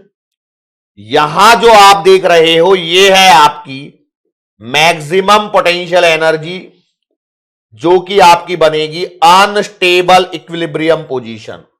यह आपको पता होना चाहिए, unstable equilibrium position, unstable equilibrium position. Stable ये आएगी। क्या होता है, कई बार बच्चे बोलते हैं कि मिनिमम 0 आएगी। 0 नहीं भैया, माइनस एम बी, क्योंकि potential energy can be negative, positive और 0। तो नेगेटिव वाली तो और कम हो गई भाई, +5, 0 और -5। या सोचो 0 और -5 में कौन बड़ा? तो 0 बड़ा, तो -5 तो छोटा हो गया। नेगेटिव में नंबर और छोटा हो रहा है, तो इस बात को यहां पर ध्यान रखें भैया, ऐसा होने वाला है, ऐसा होने वाला है। क्लियर है क्या? चलो, यदि ये पॉइंट क्लियर है तो हम बात करते हैं magnetism and Gauss law. Simple एक नियम है जिसे आपको क्या रखना है? याद रखना है। और वो क्या कहता है? ये कहता है the net magnetic flux, the net magnetic flux, the net magnetic flux through any closed surface is 0, any closed surface is 0, that is close integral B vector dot D A vector बराबर आएगा 0। बराबर क्या आएगा? 0। Electrostatics में 0 नहीं था, याद करो। इलेक्ट्रोस्टैटिक्स में आपने क्या लिखा था? E vector dot D A vector बराबर Q inside upon epsilon naught, जिसे आपने फ्लक्स लिखा था। यहां क्या हो जाएगा? 0, क्योंकि ये तो फ्लक्स है लेकिन ये 0 है। ये क्या है? 0 है। It is just a recalling with electrostatics, but बाकी आपको यहां पर इसको डायरेक्टली याद रखना है। श्योर है? चलो एक सवाल देख लेते हैं यदि होगा। है, देखो सवाल है एनसीईआरटी का। क्या कहता है? अ short bar magnet place with its axis at 30 degree with a uniform external magnetic field this experiences a torque of magnitude equal to this, what is the magnitude of magnetic moment of the bar magnet। ठीक है, सवाल पूछा है magnetic moment का। देखो यहां पर क्या दिया है? थीटा दिया है 30 डिग्री। ध्यान रखना, short bar magnet place with axis जो है, इसकी एक्सिस मैग्नेटिक फील्ड से कितने पे? इस पे है। मैग्नेटिक फील्ड दिया है 0.25 टेस्ला और टॉर्क दिया है 4.5 इंटू 10⁻⁻²। ठीक है, तो आप जानते हैं टॉर्क बराबर आता है M B sine theta. Torque है आपके पास में 4.5 इंटू 10⁻⁻²। एम आपको निकालना है, बी आपको 0.25 दिया है और ये है sine 30। Solve it and get the answer, solve it and get the answer. M का आंसर सॉल्व करके आप बड़े ही इजीली निकाल सकते हैं। कर सकते हैं क्या? ये एनसीईआरटी एक्सरसाइज का 5.3 नंबर का क्वेश्चन है। तो मैंने आपको बताया इससे रिलेटेड ही सवाल बनेंगे जो अभी आपने सीखा है। वर्क डन, पोटेंशियल एनर्जी और टॉर्क, यदि इस चैप्टर से न्यूमेरिकल बनता है तो मोस्ट प्रोबेबली संभावना है कि वो इन्हीं टॉपिक में से पूछेगा। श्योर। चलो आगे बढ़ता हूं मैं। एक और सवाल है यहां पर, थोड़ा सा देखो। A short bar magnet of magnetic moment, मतलब आपको दिया है magnetic moment 0.32 joule per tesla is place in uniform magnetic field, B दिया है 0.15 tesla. If the bar is free to rotate in the plane of the field, which orientation would corresponds to stable and unstable equilibrium and what is the potential energy of the magnet in each case. तो भैया देखो क्या बोल रहा है, stable और unstable. तो भैया स्टेबल कहां आता है, स्टेबल इक्विलिब्रियम आता है आपका एट थीटा बराबर 180 डिग्री, और इस समय जो पोटेंशियल एनर्जी आएगी वो आएगी m into B, that is 0.32 into 0.15। ठीक है, सिंपल है, कैलकुलेशन करनी है। और जो अनस्टेबल इक्विलिब्रियम आता है, अनस्टेबल इक्विलिब्रियम जो मिलता है वो कहां पर मिलता है बेटा, एट थीटा बराबर, मैंने कुछ उल्टा लिख दिया शायद, सॉरी बेटा, स्टेबल वाला मिलेगा 0 पे, उल्टा लिख दिया, 0 डिग्री पर। और ये पोटेंशियल एनर्जी है 0 डिग्री कितनी आएगी, माइनस एम बी, तो यहां आएगा माइनस। और जब मैं बात करता हूं अनस्टेबल इक्विलिब्रियम की, तो ये मिलता है 180 डिग्री पर मैक्सिमम पोटेंशियल एनर्जी, तो 180 डिग्री पर ये आएगा एम बी। तो सिंपल सी बात है, कैलकुलेशन करनी है 0.32 इंटू 0.15। मल्टीप्लीकेशन आप कर सकते हैं, 15 30, 3 हासिल, 15 45, 46 47 48। ठीक है, बाद में पॉइंट वगैरह को एडजस्ट कर लीजिए। 0.0480 ये आंसर आने वाला है जूल में। एक में प्लस आएगा, एक में माइनस आएगा। सवाल आसान है, बिल्कुल सवाल आसान है कि डिफिकल्ट है, मेरे हिसाब से तो नहीं है। बस आपको पता होना चाहिए कि स्टेबल इक्विलिब्रियम कहां बन रहा है, थीटा बराबर 0 डिग्री। अनस्टेबल कहां बन रहा है, थीटा बराबर 180 डिग्री। अनस्टेबल में पोटेंशियल एनर्जी मैक्सिमम, स्टेबल में पोटेंशियल एनर्जी मिनिमम, क्योंकि जिसके पास एनर्जी ज्यादा होगी वही अनस्टेबल रहता है, जिसके पास एनर्जी कम है वो आराम से स्टेबल मोड में रहता है। लॉजिक, कॉमन सेंस है, इससे ज्यादा क्या है। यस, अरे बोलो भाई, क्लियर है ना। देखो, यदि आप लोग यदि ये सोच रहे हैं कि मैं आपसे बातें करता रहूं और पढ़ाऊं कम, तो वो पॉसिबल नहीं है, क्योंकि आप देख सकते हैं चैप्टर बड़ा है, कोई छोटा चैप्टर नहीं है ये कि भाई क्योंकि इसमें थ्योरी ज्यादा है इसलिए हमें लगता है कई बार, और ज्यादा थ्योरी होने की वजह से ज्यादा, अब इसमें एमसीक्यू फिर कम बनते हैं, क्वेश्चंस कम बनते हैं, लेकिन समझना थोड़ा जोर देके पड़ता है। आगे मैं बात करता हूं, यहां पर एक और सवाल है, यहां पर देखो क्या है।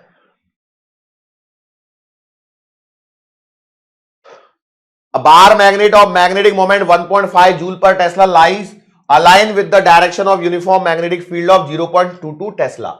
मतलब भैया उसने m आपको दिया है 1.5 और b आपको दिया है 0.22। ठीक है, what is the amount of work required by an external torque to turn a magnet so as to align its magnetic moment 1 normal to the field direction। क्या पूछा है इसने इस वाले केस में, पहले में पूछा है वर्क डन, और वर्क डन किस में, 0 to 90 में। तो भैया क्या आएगा, M B cos theta 1 minus cos theta बराबर, अरे यही फॉर्मूला है। तो थीटा 1 तो है 0, तो ये आएगा M B cos 0 minus cos 90, normal to the field करना है, तो ये cos 90 तो 0 हो जाएगा, तो ये आएगा m इंटू बी। इन दोनों का मल्टीप्लाई कर लो, 1.5 इंटू 0.22, जो भी आंसर आएगा। फिर इसमें दूसरा और है, पहले का दूसरा, ये क्या कहता है, opposite to the field direction, मतलब आप चाहते हो 0 to 180 रोटेट करना, तो ये आएगा M B cos 0 minus cos 180। अब यहां ध्यान दीजिए बेटा, cos 180 होता है -1, तो माइनस माइनस प्लस हो जाएगा 1, 1 + 1 2, तो ये आएगा 2 टाइम्स एम बी। फिर अब आगे देखिए क्या आ रहा है, दूसरे का पहला। क्या बोल रहा है? What is the torque in on the magnet in A case 1 and 2?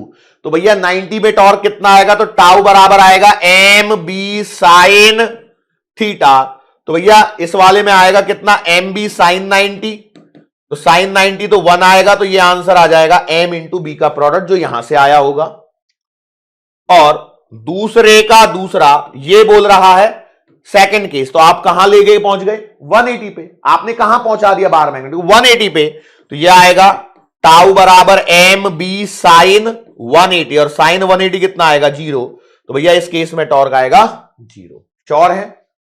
बोलो भाई, कोई दिक्कत? सवालों के साथ में चल रहा है, मुझे नहीं लगता है कोई परेशानी होनी चाहिए।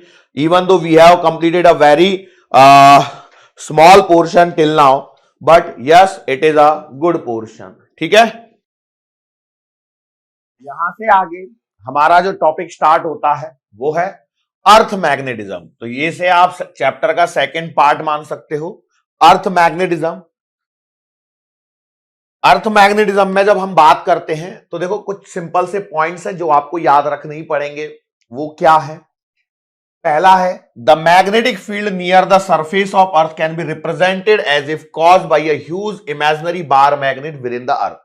मतलब अर्थ की सरफेस के पास में जो मैग्नेटिक फील्ड आ रहा है वो कुछ ऐसा माना जा सकता है कि जैसे मानो कि अर्थ के अंदर में बहुत बड़ी सी बार मैग्नेट रखी हो।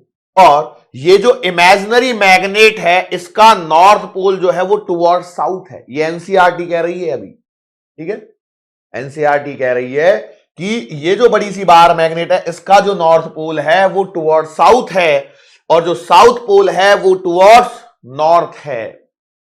ठीक है, याद रखना है।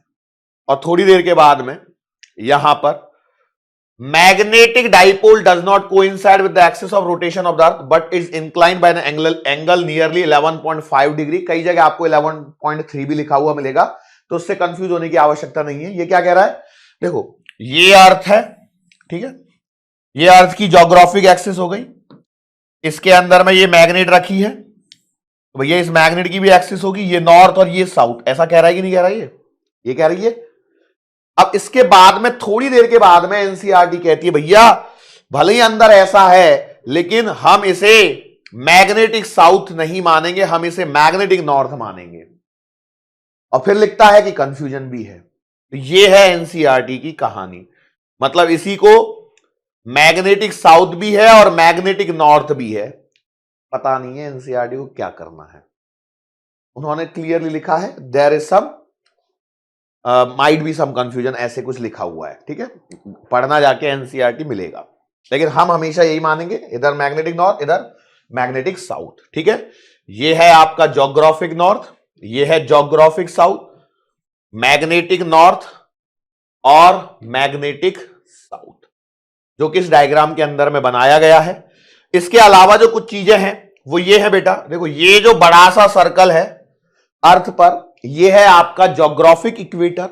और ऐसा ही अब ये जो मैग्नेट बनी है इस पे इसका जो परपेंडिकुलर यहां पर जो सर्कल बनेगा ये बनेगा मैग्नेटिक इक्वेटर। तो ठीक है, ये देखो मैग्नेटिक इक्वेटर है और ये वाला ज्योग्राफिक इक्वेटर है। ज्योग्राफिक इक्वेटर को सिर्फ इक्वेटर बोल दोगे तब भी काम चल जाएगा। यस और नो? नाउ इसके बाद में यहां पर दो चीजें और आती है, वो आती है ज्योग्राफिक मेरिडियन और मैग्नेटिक मेरिडियन। में लिखा है क्या देख लूं पहले? अच्छा यहां सब कुछ तो लिखा हुआ है, geographic meridian and magnetic meridian. तो भैया देखो जब भी मेरिडियन की बात आए तो मेरिडियन होता है एक प्लेन, मेरिडियन होता है एक प्लेन जो वर्टिकल प्लेन होता है। अब यदि मैं लिखता हूं ज्योग्राफिक मेरिडियन तो इसका सिंपल मतलब यह है कि a vertical plane at some place, एक वर्टिकल प्लेन किसी प्लेस पर, किसी जगह पर एक ऐसा वर्टिकल प्लेन जो, अब मैंने बोला ज्योग्राफिक मेरिडियन तो वो कहां से जाएगा? धरती के नॉर्थ पोल, धरती के साउथ पोल और उस जगह से वो आ गया ज्योग्राफिक मेरिडियन। अब मैं कहूं मैग्नेटिक मेरिडियन, तो magnetic meridian is what? A vertical plane at the place passing through magnetic north और मैग्नेटिक साउथ। क्लियर? बस इतना सा। ज्योग्राफिक बोलते ही ज्योग्राफिक आ गया, मैग्नेटिक बोलते ही मैग्नेटिक आ गया, कहानी खत्म। यस? यस और नो? बस याद क्या रखना है, ये वर्टिकल प्लेन है भाई। ये क्या है? वर्टिकल प्लेन है। बाकी सारी चीजें वही मैग्नेटिक एक्सिस, ज्योग्राफिक इक्वेटर, में सारी चीजें यहां पर आपको डायग्राम के अंदर में बताई हैं, वही चीजें यहां पर लिखी हुई हैं। आप चाहें तो एक स्क्रीनशॉट ले सकते हैं ताकि आपको देखने में अच्छा लगे भाई कि हाँ हमने कुछ चीजों का स्क्रीनशॉट लिया और ये हमें बहुत अच्छा लगा। आगे हमारे पास में आती है देखो terminology, magnetic declination and angle of dip, जिसमें हम लोग सबसे पहले मैग्नेटिक डिक्लिनेशन के बारे में बात करेंगे या एंगल ऑफ डिक्लिनेशन भी कह सकते हैं। तो मैंने डिक्लिनेशन लिखा है। अब ये डिक्लिनेशन क्या है भैया? तो डिक्लिनेशन है the angle between geographic meridian, पूरा लिख देता हूं भाई नहीं तो बाद में दिक्कत हो जाएगी, geographic meridian, geographic meridian and magnetic meridian, and magnetic meridian. Geographic meridian और मैग्नेटिक मेरिडियन के बीच का जो एंगल है उसे कहा गया है मैग्नेटिक डिक्लिनेशन। उसे क्या कहा गया है? मैग्नेटिक डिक्लिनेशन कहा गया है। अब इसको समझो, देखो ये यहां पर दो प्लेन जैसा सिचुएशन यहां पर मैंने बना के दिया है, डायरेक्ट रेडीमेड डायग्राम इसलिए लेके आया हूं। अब यदि मैं इसको आपको समझाने की कोशिश करूं तो मैं कुछ ऐसे समझाऊंगा कि भैया मान के चलो यहां पर आपके पास में जैसे इसको यदि आप देखोगे ऐसे, तो भैया देखो ये जो दिख रहा है आपको, ये क्या है? ज्योग्राफिक मेरिडियन, और इससे ये है आपका मैग्नेटिक मेरिडियन, क्योंकि वर्टिकल प्लेन चाहिए। तो इन दोनों के बीच का जो एंगल है, ज्योग्राफिक मेरिडियन और मैग्नेटिक मेरिडियन, ये दो आपस में प्लेन है और इन दोनों के बीच का जो एंगल है उसे हमने नाम दिया है मैग्नेटिक डिक्लिनेशन। उसे हमने क्या नाम दिया है? Magnetic declination. और जो दूसरा पॉइंट है वो आता है भैया angle of dip, angle of. अब जब मैं एंगल ऑफ डिप की बात करता हूं तो ये है the angle between earth magnetic field, earth magnetic field with horizontal, horizontal से अर्थ के मैग्नेटिक फील्ड के बीच का जो एंगल है वो है एंगल ऑफ डिप। तो इस डायग्राम में देखिए, देखो यहां पर आपको दिख रहा है डिक्लिनेशन, यहां पर आपको दिख रहा है डिक्लिनेशन, और यहां आपको दिख रहा है delta, that is the dip.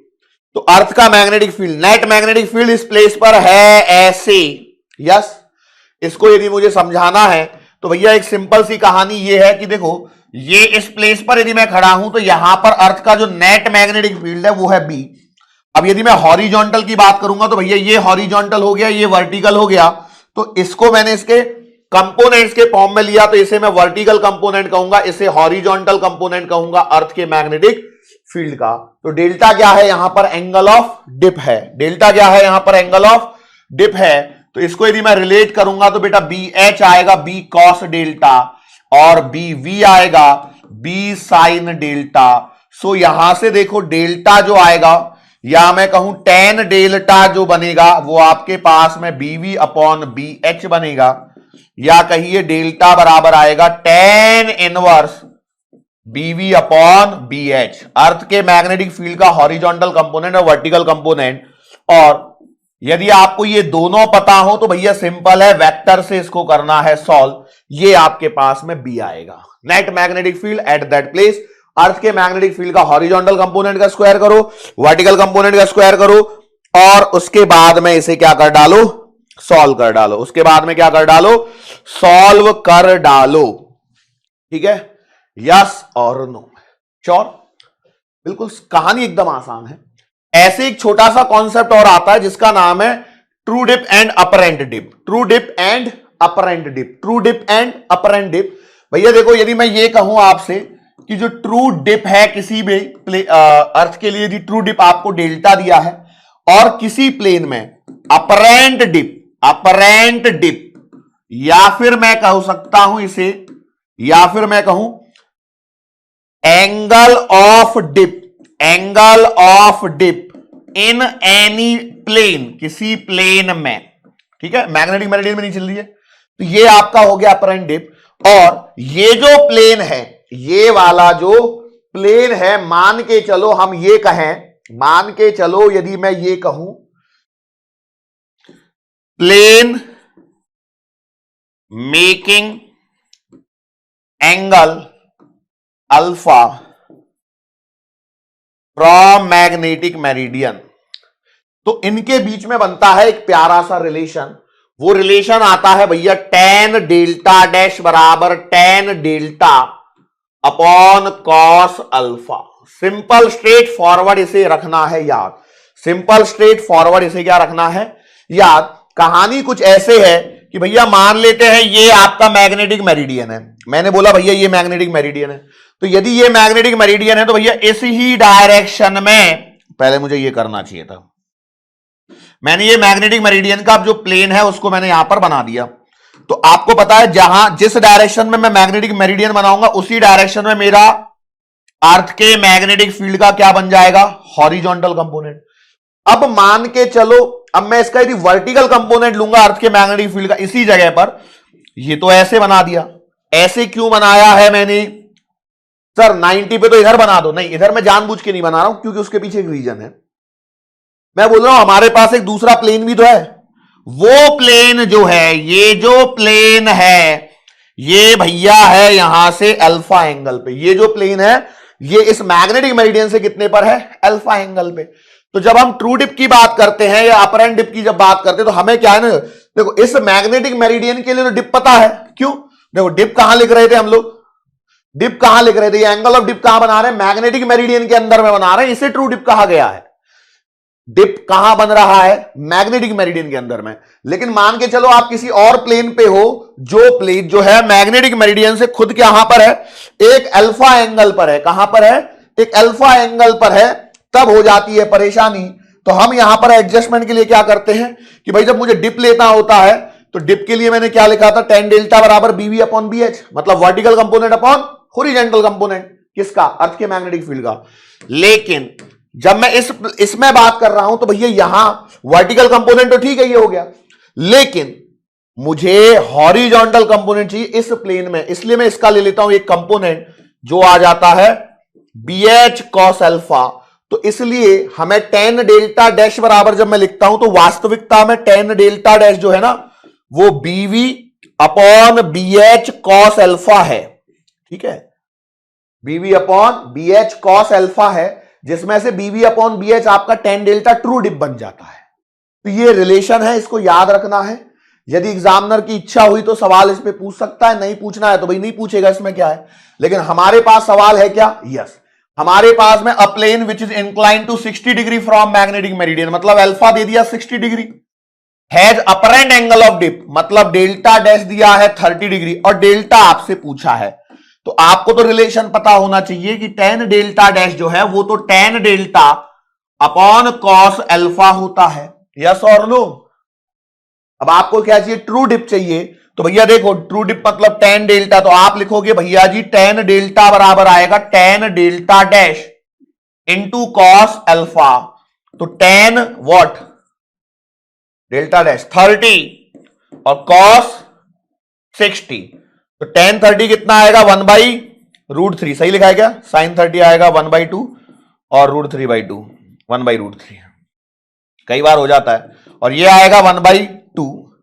तो यहां से देख लो डेल्टा आएगा tan इनवर्स 1/2√3, खत्म, यस, सिंपल, यस और नो, कोई दिक्कत वाली बात, वेरी गुड। आगे बढ़ते हैं, एक और सवाल है, ये 2019 का सवाल है, हाँ ये पॉइंट मैं आपको बताना रह गया, अभी बता देता हूं, चलो, या पीछे जाके लिख देता हूं, यहां पे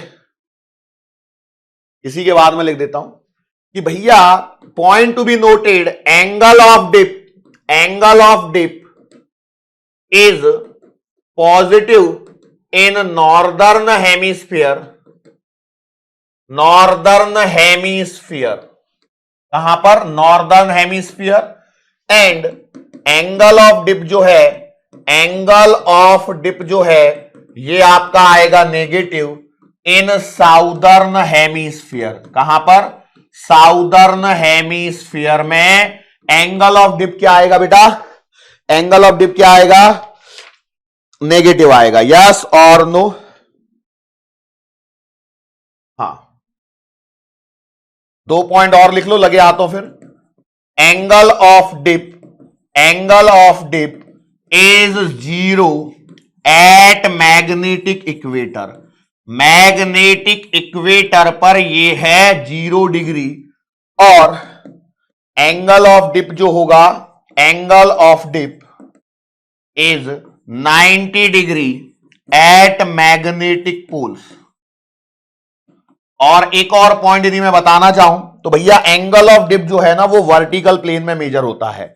angle of dip, angle of dip is measured in vertical plane, vertical plane. और जो मैग्नेटिक डिक्लिनेशन है वो हॉरिजॉन्टल प्लेन में मेजर होता है, वो भी याद रखना भाई। Magnetic declination is measured in horizontal plane। इसे मेजर करना है हॉरिजॉन्टल प्लेन में। तो ये कुछ 5-6 पॉइंट लिखे हैं, इनको आप देखना, ये याद करने वाले पॉइंट है। सवाल आया तो हो सकता है सीधा स्ट्रेट फॉरवर्ड इस पे बन जाए। इस बेसिस पर ये 2019 का सवाल है। तो देखो डेल्टा 25 डिग्री दिया है ए के लिए और बी के लिए -25 दिया है, मतलब ए कहां आएगा?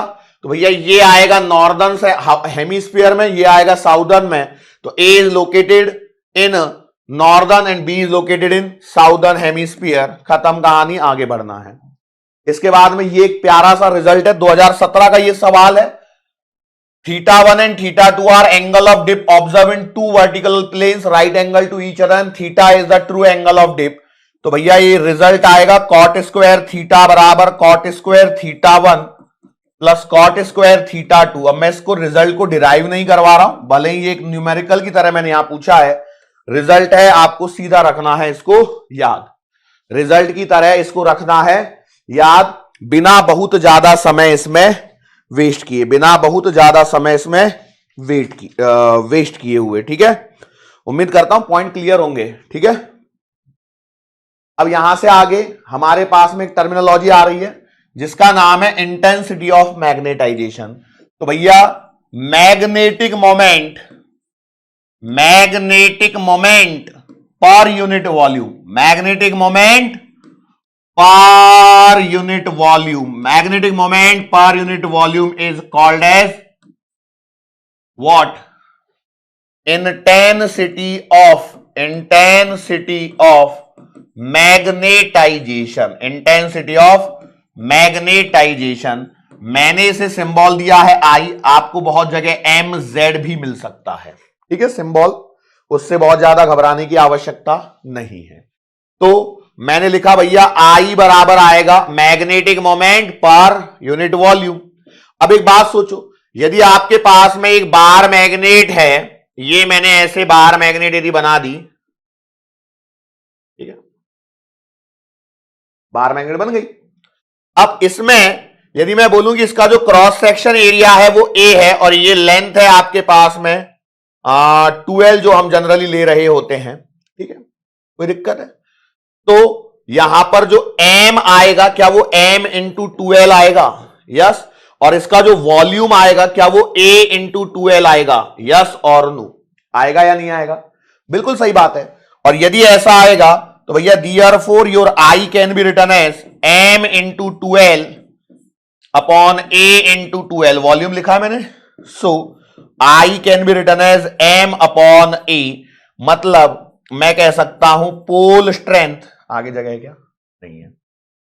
पोल strength per unit cross section area, cross section area.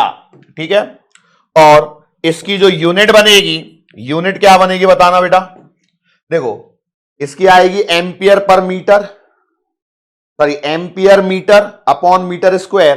तो इसकी यूनिट आएगी ampere per metre. Ampere metre, देखो इसका क्या होता है ampere metre square upon metre cube, तो एम्पियर पर मीटर आएगी इंटेंसिटी ऑफ मैग्नेटाइजेशन की यूनिट आई।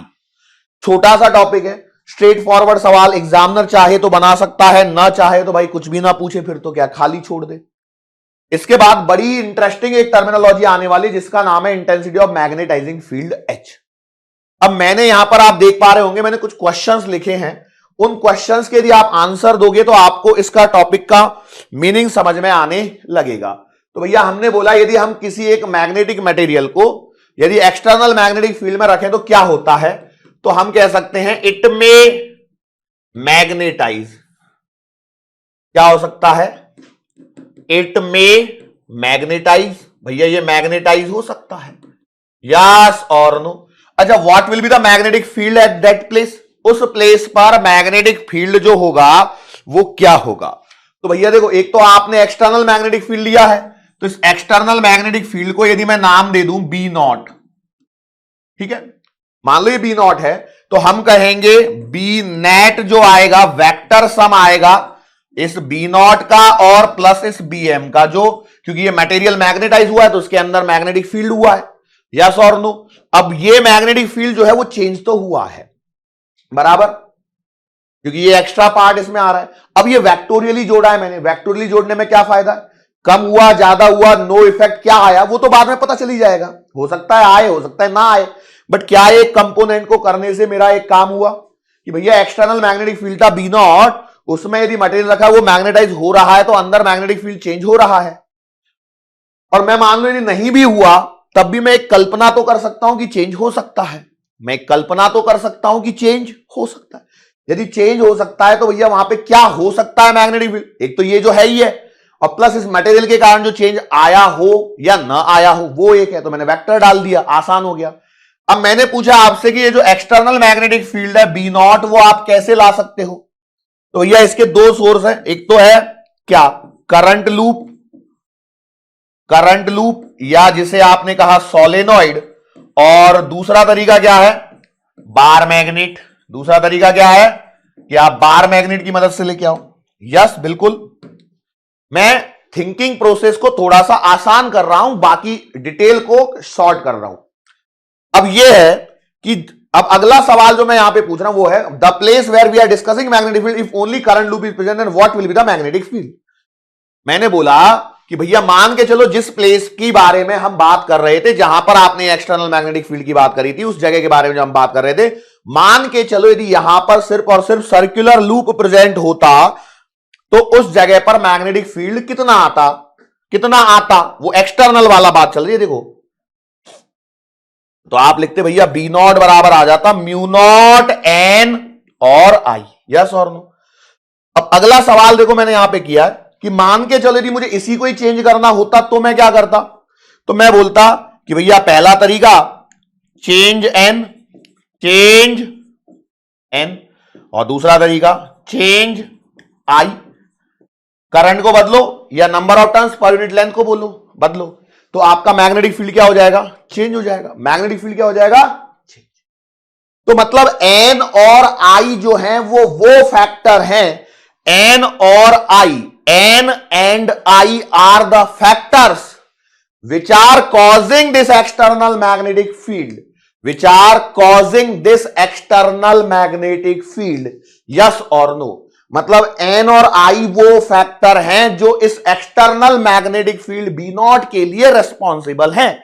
और यदि मैं ऐसा कह देता हूं तो इसको जो रिस्पॉन्सिबिलिटी ले रहा है उसे कहा जाता है इंटेंसिटी ऑफ मैग्नेटाइजिंग फील्ड, इसे कहा जाता है इंटेंसिटी ऑफ मैग्नेटाइजिंग फील्ड, इसे कह रहा हूं मैं इंटेंसिटी ऑफ मैग्नेटाइजिंग फील्ड। मतलब मैंने यहां पे लिख दिया इट मींस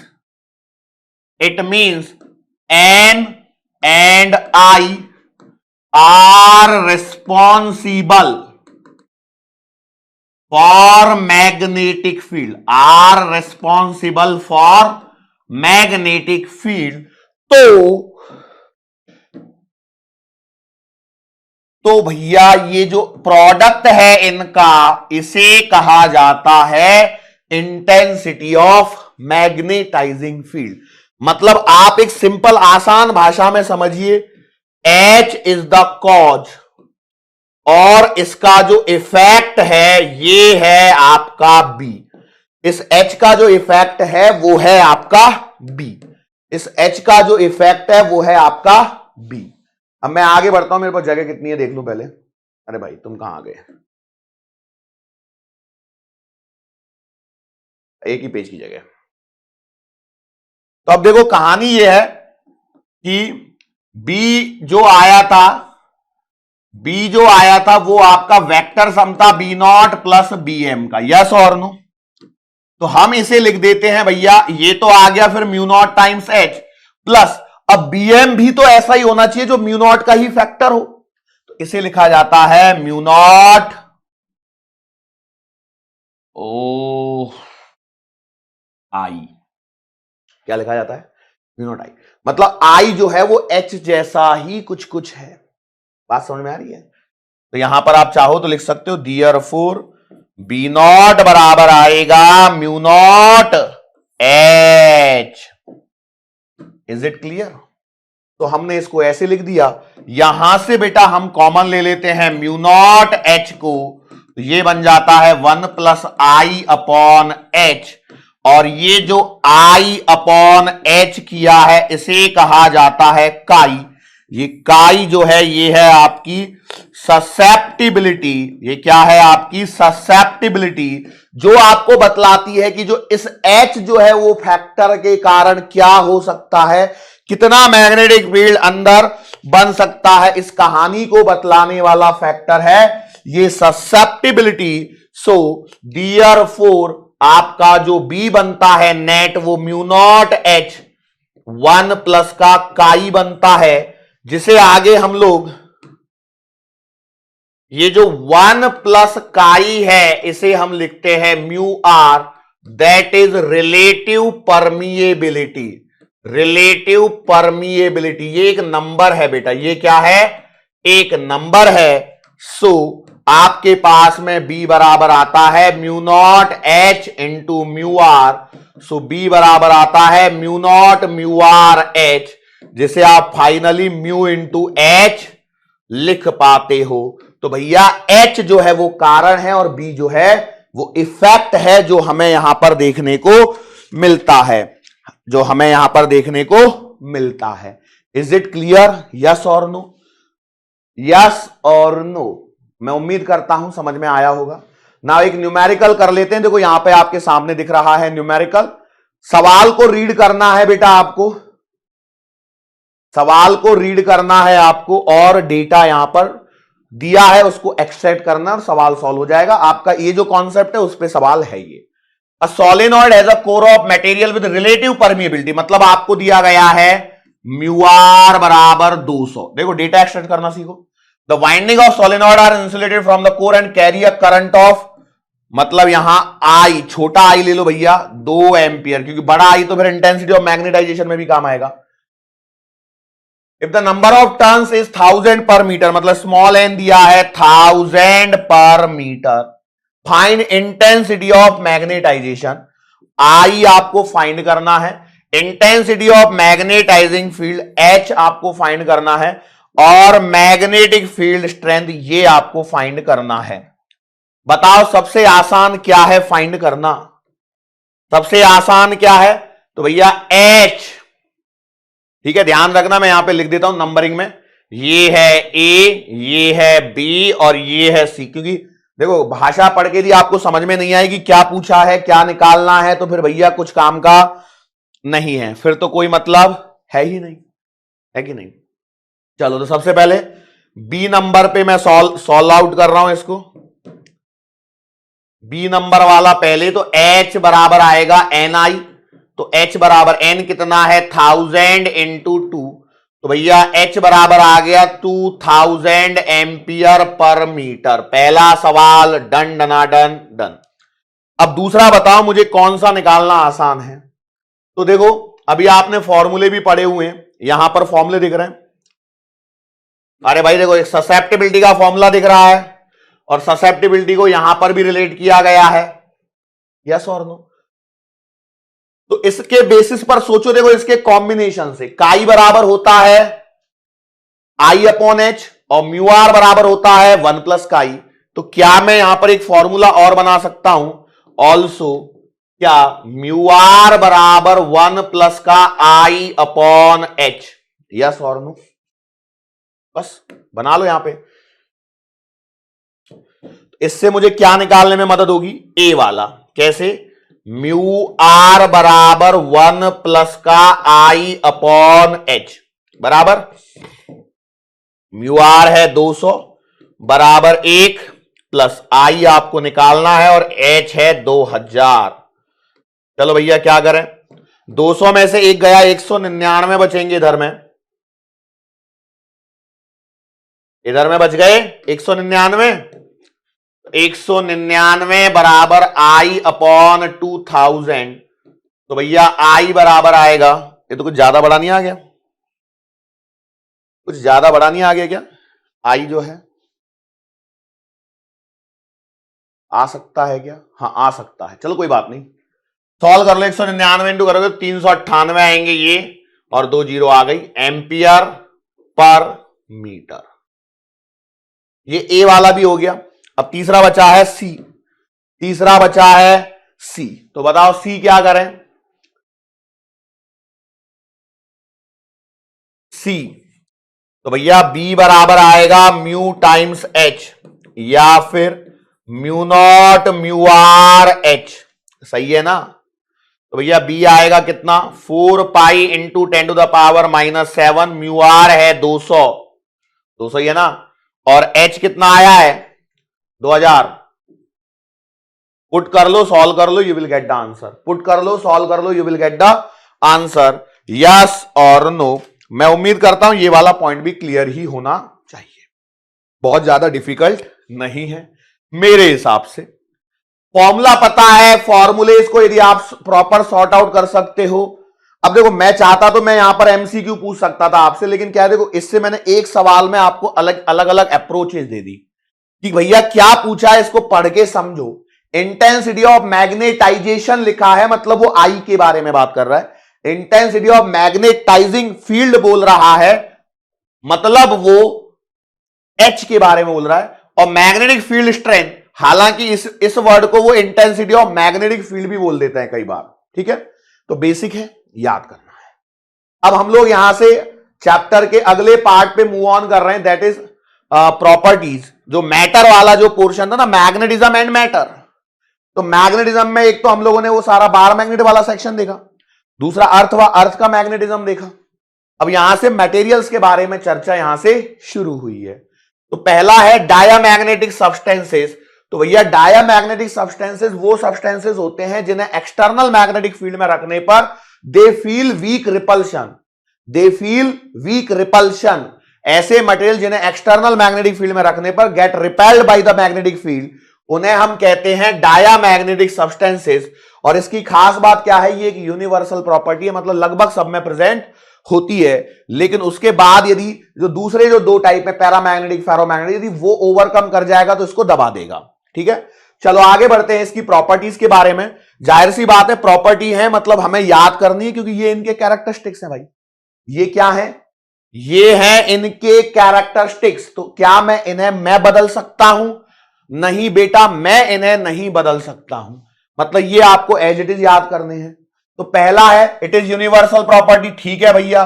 दूसरा देखो, यदि हमने एक डायामैग्नेटिक मटेरियल की पतली रॉड ली और उसे एक्सटर्नल यूनिफॉर्म मैग्नेटिक फील्ड में लटका दिया, हमने डायामैग्नेटिक मटेरियल की एक पतली रॉड ली और इसे यदि हमने एक एक्सटर्नल यूनिफॉर्म मैग्नेटिक फील्ड में लटका दिया, तो भैया ये रेस्ट पे आ जाएगी, ये रुक जाएगी, मतलब ऐसे घूमती घूमते हुए रुक जाएगी।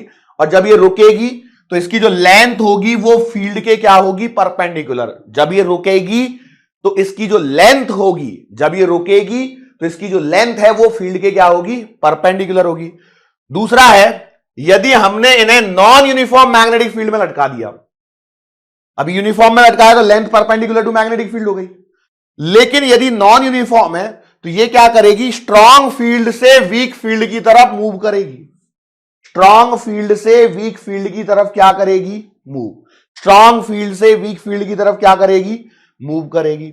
फिर आगे, यदि हमारा एक्सटर्नल मैग्नेटिक फील्ड है ही नहीं, in absence of external magnetic, हमारे पास एक्सटर्नल मैग्नेटिक फील्ड नहीं है, तो उस केस में क्या होता है, डायामैग्नेटिक मटेरियल का जो नेट मैग्नेटिक मोमेंट आता है वो आता है 0। एक्सटर्नल मैग्नेटिक फील्ड के ना होने पर, एक्सटर्नल मैग्नेटिक फील्ड के ना होने पर डायामैग्नेटिक मटेरियल का जो नेट मैग्नेटिक मोमेंट आता है वो आता है 0। क्या आता है, 0। इस लाइन पर, इस लाइन को ध्यान देना बेटा, इस पे सवाल बन जाता है, स्टेटमेंट वाले सवाल जो आजकल एनसीईआरटी बेस्ड जो सवाल बनते हैं ना वो ऐसे ही बनते हैं, ठीक है। विच ऑफ 3-4 स्टेटमेंट दे दिए, इसमें से कौन सा सही है कौन सा गलत है, सॉर्ट ऑफ टाइप में, यस और नो। अच्छा, एक और पॉइंट है कि यदि डायामैग्नेटिक सब्सटेंसेस हैं तो मैग्नेटिक फील्ड में रखोगे तो उनमें मैग्नेटिज्म आएगा, लेकिन यदि उस एक्सटर्नल मैग्नेटिक फील्ड को हटा दोगे तो मैग्नेटिज्म खत्म हो जाएगा, ठीक है। अब यहां पर एक छोटा सा पॉइंट है, यदि हमारे पास में एक वॉच ग्लास है जिसमें छोटे से अमाउंट में डायामैग्नेटिक लिक्विड है, डायामैग्नेटिक लिक्विड के एग्जांपल में बताऊंगा, don't worry about it, water है एक जैसे, और इसे 2 मैग्नेटिक पोल्स पे रख दिया तो क्या होगा, liquid show depression in the middle. क्यों ऐसा हुआ, बीच में से डिप्रेशन आया, मतलब किनारों से उठा है। देखो, बीच में से डिप्रेशन आने का मतलब है किनारों से उठना। मतलब क्या है कि देखो, यहां मैं मान लेता हूं एक नॉर्थ पोल है, ठीक है, यहां मैंने मान लिया ये है नॉर्थ पोल, यहां मैंने मान लिया यहां रखा है साउथ पोल, ठीक है, और ये है आपका पूरा एक कंटेनर भरा हुआ जिसमें ये डायामैग्नेटिक सब्सटेंस भरा हुआ है। ये क्या करेगा ना, देखो ये ऐसे है ना, ऐसे उठेगा। क्यों उठेगा ऐसे, मैं मान लेता हूं कि इनिशियल लेवल यहां पर था कहीं, तो किनारों से उठ जाएगा तो बीच में क्या बनेगा, डिप्रेशन, लेवल कम होगा। बीच में से जो लेवल कम हो रहा है उसे ही कहा गया है डिप्रेशन इन द मिडल। बीच में से देखो, ये हरा क्या है, बर्तन है, मैं यहां पर ये बना रहा हूं इनिशियल लेवल कि भैया पहले लिक्विड ऐसे लेवल पे भरा हुआ था, ठीक है, ऐसे था लेवल पहले, लेकिन जैसे इस पे रखा तो क्या हो गया, ये किनारों से उठ गया। क्यों, weakly repelled by the field, weak repulsion हुआ है, तो ये लिक्विड थोड़ा सा क्या हो जाएगा, ऐसे किनारों से उठ जाएगा। अब ऐसे शेप नहीं बनेगी, ये तो बस मैं बना दिया हूं, बट किनारों से उठ जाएगा तो बीच में क्या बन जाएगा, गड्ढा, ठीक है। तो इसे ही क्या कहा गया है, इसे ही फिजिक्स की भाषा में कहा गया है डिप्रेशन इन द मिडल, ठीक है। चलो आगे बढ़ता हूं मैं, आगे देखो क्या है, आगे है if a magnetic field is applied to diamagnetic liquid in 1 arm of U tube. अब ये वो यूट्यूब नहीं जिसपे आप देख रहे हो, मतलब है यहां पर सिंपल, ये यू शेप में जो ग्लास की ट्यूब होती है उसे यू ट्यूब कह रहे हैं, ठीक है। अब मान के चलो इसमें आप भर दो एक डायामैग्नेटिक लिक्विड, तो देखो ये लिक्विड का क्या हो गया, अभी लेवल हो गया, ये क्या हो गया, लिक्विड का लेवल हो गया। अब यदि यहां पर आप क्या कर दो, जैसे मान लो ये आपने रख दी एक मैग्नेट, तो क्या हो जाएगा पता है, इसका लेवल जो है इस वाली आर्म में क्या हो जाएगा, नीचे चला जाएगा, इस वाली आर्म में क्या हो जाएगा, नीचे चला जाएगा। अब जाहिर है यदि इसमें नीचे जाएगा तो इधर से ऊपर जाएगा, कॉमन। क्यों हुआ ऐसा, वीक रिपल्शन। क्यों हुआ ऐसा, वीक रिपल्शन। क्लियर है, बार बार बनेगा ये वाला डायग्राम, ठीक है, मैं इसको बना नहीं रहा हूं क्योंकि मुझे आगे भी ये चीजें बता दी है। फिर है गैस वाला कॉन्सेप्ट, देखो पहले सॉलिड से रिलेटेड बात करी, रॉड वगैरह से रिलेटेड, फिर लिक्विड से रिलेटेड बात करी, 2 पॉइंट डिस्कस की। अब गैस वाला है कि यदि आपने एक डायामैग्नेटिक गैस ले लिया और इसको यदि 2 मैग्नेट के जो पोल्स हैं उनके बीच में यदि स्प्रेड किया तो क्या होता है ना, ये परपेंडिकुलर डायरेक्शन में, फील्ड के परपेंडिकुलर डायरेक्शन में चली जाती है। क्यों ऐसा हुआ, फील्ड की डायरेक्शन में क्यों नहीं गई, सिंपल रिपल्शन, और रिपल्शन है तो उसे मैग्नेटिक फील्ड से क्या करना है, दूर भागना है, और तो दूर किधर भागेगी, परपेंडिकुलर। भाई ऐसे मैग्नेटिक फील्ड है तो देखो इससे इधर भागी तो भी परपेंडिकुलर, ऊपर भागी तो परपेंडिकुलर, बाएं गई तो परपेंडिकुलर, नीचे गई तो परपेंडिकुलर, यस और नो, सिंपल कॉन्सेप्ट है। ससेप्टिबिलिटी जो होती है डायामैग्नेटिज्म मैग्नेटिक मेटल की, वो लो होती है और नेगेटिव होती है, याद रखना पड़ेगा। परमेबिलिटी जो है, रिलेटिव परमेबिलिटी, वो 1 से छोटी होती है, और डायामैग्नेटिज्म को समझने का जो फिनोमिना है ऑर्बिटल मोशन ऑफ इलेक्ट्रॉन है। याद रखना, आगे चल के वर्ड आएगा spin motion and orbital motion, यहां आएगा सिर्फ ऑर्बिटल मोशन। और ये है इसके कुछ एग्जाम्पल, जैसे gold, silver, gold, bismuth, copper, NaCl, नमक, एंटीमनी, लेड, सिलिकॉन। सॉलिड में चल रहे, nitrogen, gas, liquid, liquid, gas. तो सवाल ऐसे नहीं आएगा, सवाल आएगा कैसे, यहां जो गैस वर्ड लिखा है ना, डायामैग्नेटिक गैस, गैस की जगह सीधे लिख देंगे नाइट्रोजन और इस स्टेटमेंट को उठा के सवाल बनाएंगे। फिर यहां जो डायामैग्नेटिक लिक्विड वर्ड लिखा है ना, उसकी जगह लिक्विड यूज करेंगे, जैसे वाटर है या मर्क्यूरी है। Getting my point? ऐसे सवाल बनाया जा सकता है, मैं ये बात कह रहा हूं। यही बनाएंगे, मुझसे नहीं पूछेंगे भाई, बनाने से पहले मुझसे नहीं पूछेंगे। बट क्या आप तैयार रहेंगे यदि कैसा भी सवाल बनेगा तो? बिल्कुल, you are readily available, you are already prepared कि भैया कैसा बनेगा। अब आप बैठ के इसमें स्टेटमेंट में सवाल में पॉइंट डालते चले जाइए, अपने सवाल खुद बना लीजिए। अब आपको समझ में आया सवाल कैसे बनेगा? सवाल कैसे बनेगा कि if nitrogen gas is introduced between the two pole pieces of bar magnets, then it will go in the direction of magnetic field, in the opposite direction to the magnetic field, move perpendicular to the magnetic field, or it will move normal in its speed। चार option बना दिए मैंने आपके लिए, तो क्या होगा? Perpendicular वाला आंसर, खत्म। बस यहां डायमैग्नेटिज्म गैस वो नहीं देगा, वो आपको पता होना चाहिए कौन डायमैग्नेटिज्म है, कोई कौन डायमैग्नेटिक गैस है। यस, चलो आगे बढ़ते हैं। अगला आ रहा है पैरामैग्नेटिक सब्सटेंसेस। भैया पैरामैग्नेटिक सब्सटेंसेस वो सब्सटेंसेस होते हैं जो एक्सटर्नल मैग्नेटिक फील्ड में वीक अट्रैक्शन महसूस करते हैं। पैरामैग्नेटिक सब्सटेंसेस वो सब्सटेंसेस होते हैं जो एक्सटर्नल मैग्नेटिक फील्ड में वीक अट्रैक्शन महसूस करते हैं, उन्हें कहते हैं पैरामैग्नेटिक सब्सटेंसेस। इनकी कुछ प्रॉपर्टीज हैं कि सबसे पहला पॉइंट कि भैया देखो इसमें याद रखना है, ये यूनिवर्सल नहीं है, it is not a universal property, मतलब ये सब में देखने को नहीं मिलेगी। Not a universal, not a universal. दूसरा पॉइंट क्या कहता है? दूसरा पॉइंट कहता है यदि आपने पतली रॉड को, पैरामैग्नेटिक मटेरियल की पतली रॉड को यदि आपने एक एक्सटर्नल मैग्नेटिक फील्ड में लटका दिया है, पैरामैग्नेटिक रॉड की पतली रॉड को, पैरामैग्नेटिक मटेरियल की पतली रॉड को एक्सटर्नल मैग्नेटिक फील्ड में लटका दिया है, तो रेस्ट पे तो ये भी आएगी, रेस्ट पे तो ये भी आएगी, लेकिन इसकी जो डायरेक्शन, इसकी जो लेंथ होगी वो parallel to the direction of field होगी, parallel to the direction of field होगी, parallel to the direction of field होगी। फिर आगे देखो क्या लिखा है, आगे लिखा है कि यदि हम इन्हें नॉन यूनिफॉर्म में लटकाएंगे तो भैया ये वीक फील्ड से स्ट्रांग फील्ड की तरफ मूव करेंगे। यूनिफॉर्म में रखा तो length parallel to the direction of field हो गई, लेकिन यदि हमने नॉन यूनिफॉर्म में रखा तो इसकी ये क्या करेगी? मूव करने की कोशिश करेगी, किधर से? वीक फील्ड से स्ट्रांग फील्ड की तरफ, वीक फील्ड से स्ट्रांग फील्ड की तरफ। डाया में क्या हो रहा था? स्ट्रांग से वीक। डाया में क्या हो रहा था? स्ट्रांग से वीक। यहां क्या हो रहा है? Weak to strong. यस और नो? फिर यहां पर क्या है, देखो जब पैरामैग्नेटिक सब्सटेंसेस को एक्सटर्नल मैग्नेटिक फील्ड में रखा जाता है तो वो जो मटेरियल है उसके अंदर में छोटी छोटी सी एटॉमिक मैग्नेट बनती हैं। छोटी छोटी क्या बनती है? एटॉमिक मैग्नेट बनती हैं, और ये जो हर मैग्नेट होती है उसकी एक मैग्नेटिक एक्सिस होगी। तो ये जो छोटी छोटी एटॉमिक मैग्नेट बन रही, उनकी जो एक्सिस है वो अपने आप को जो एक्सटर्नल फील्ड है उसकी डायरेक्शन में अलाइन करने की कोशिश करती है। सर यहां तो पैरेलल लिखा है, आप उसकी डायरेक्शन बोल रहे हो। भैया पैरेलल और वो सेम ही होता है वर्ड। अरे बात समझ में आई? अरे भैया ये डायरेक्शन हो गई मैग्नेटिक फील्ड के और ये ऐसे पैरेलल हो गई, एक ही बात है, इसी सेम डायरेक्शन में तो आए। यस और नो? और इसी के कारण यहां पर उसमें मैग्नेटिक इफेक्ट हमें देखने को मिलते हैं। लेकिन यदि आपने इस एक्सटर्नल मैग्नेटिक फील्ड को क्या कर लिया? हटा लिया। एक्सटर्नल मैग्नेटिक फील्ड को क्या कर लिया?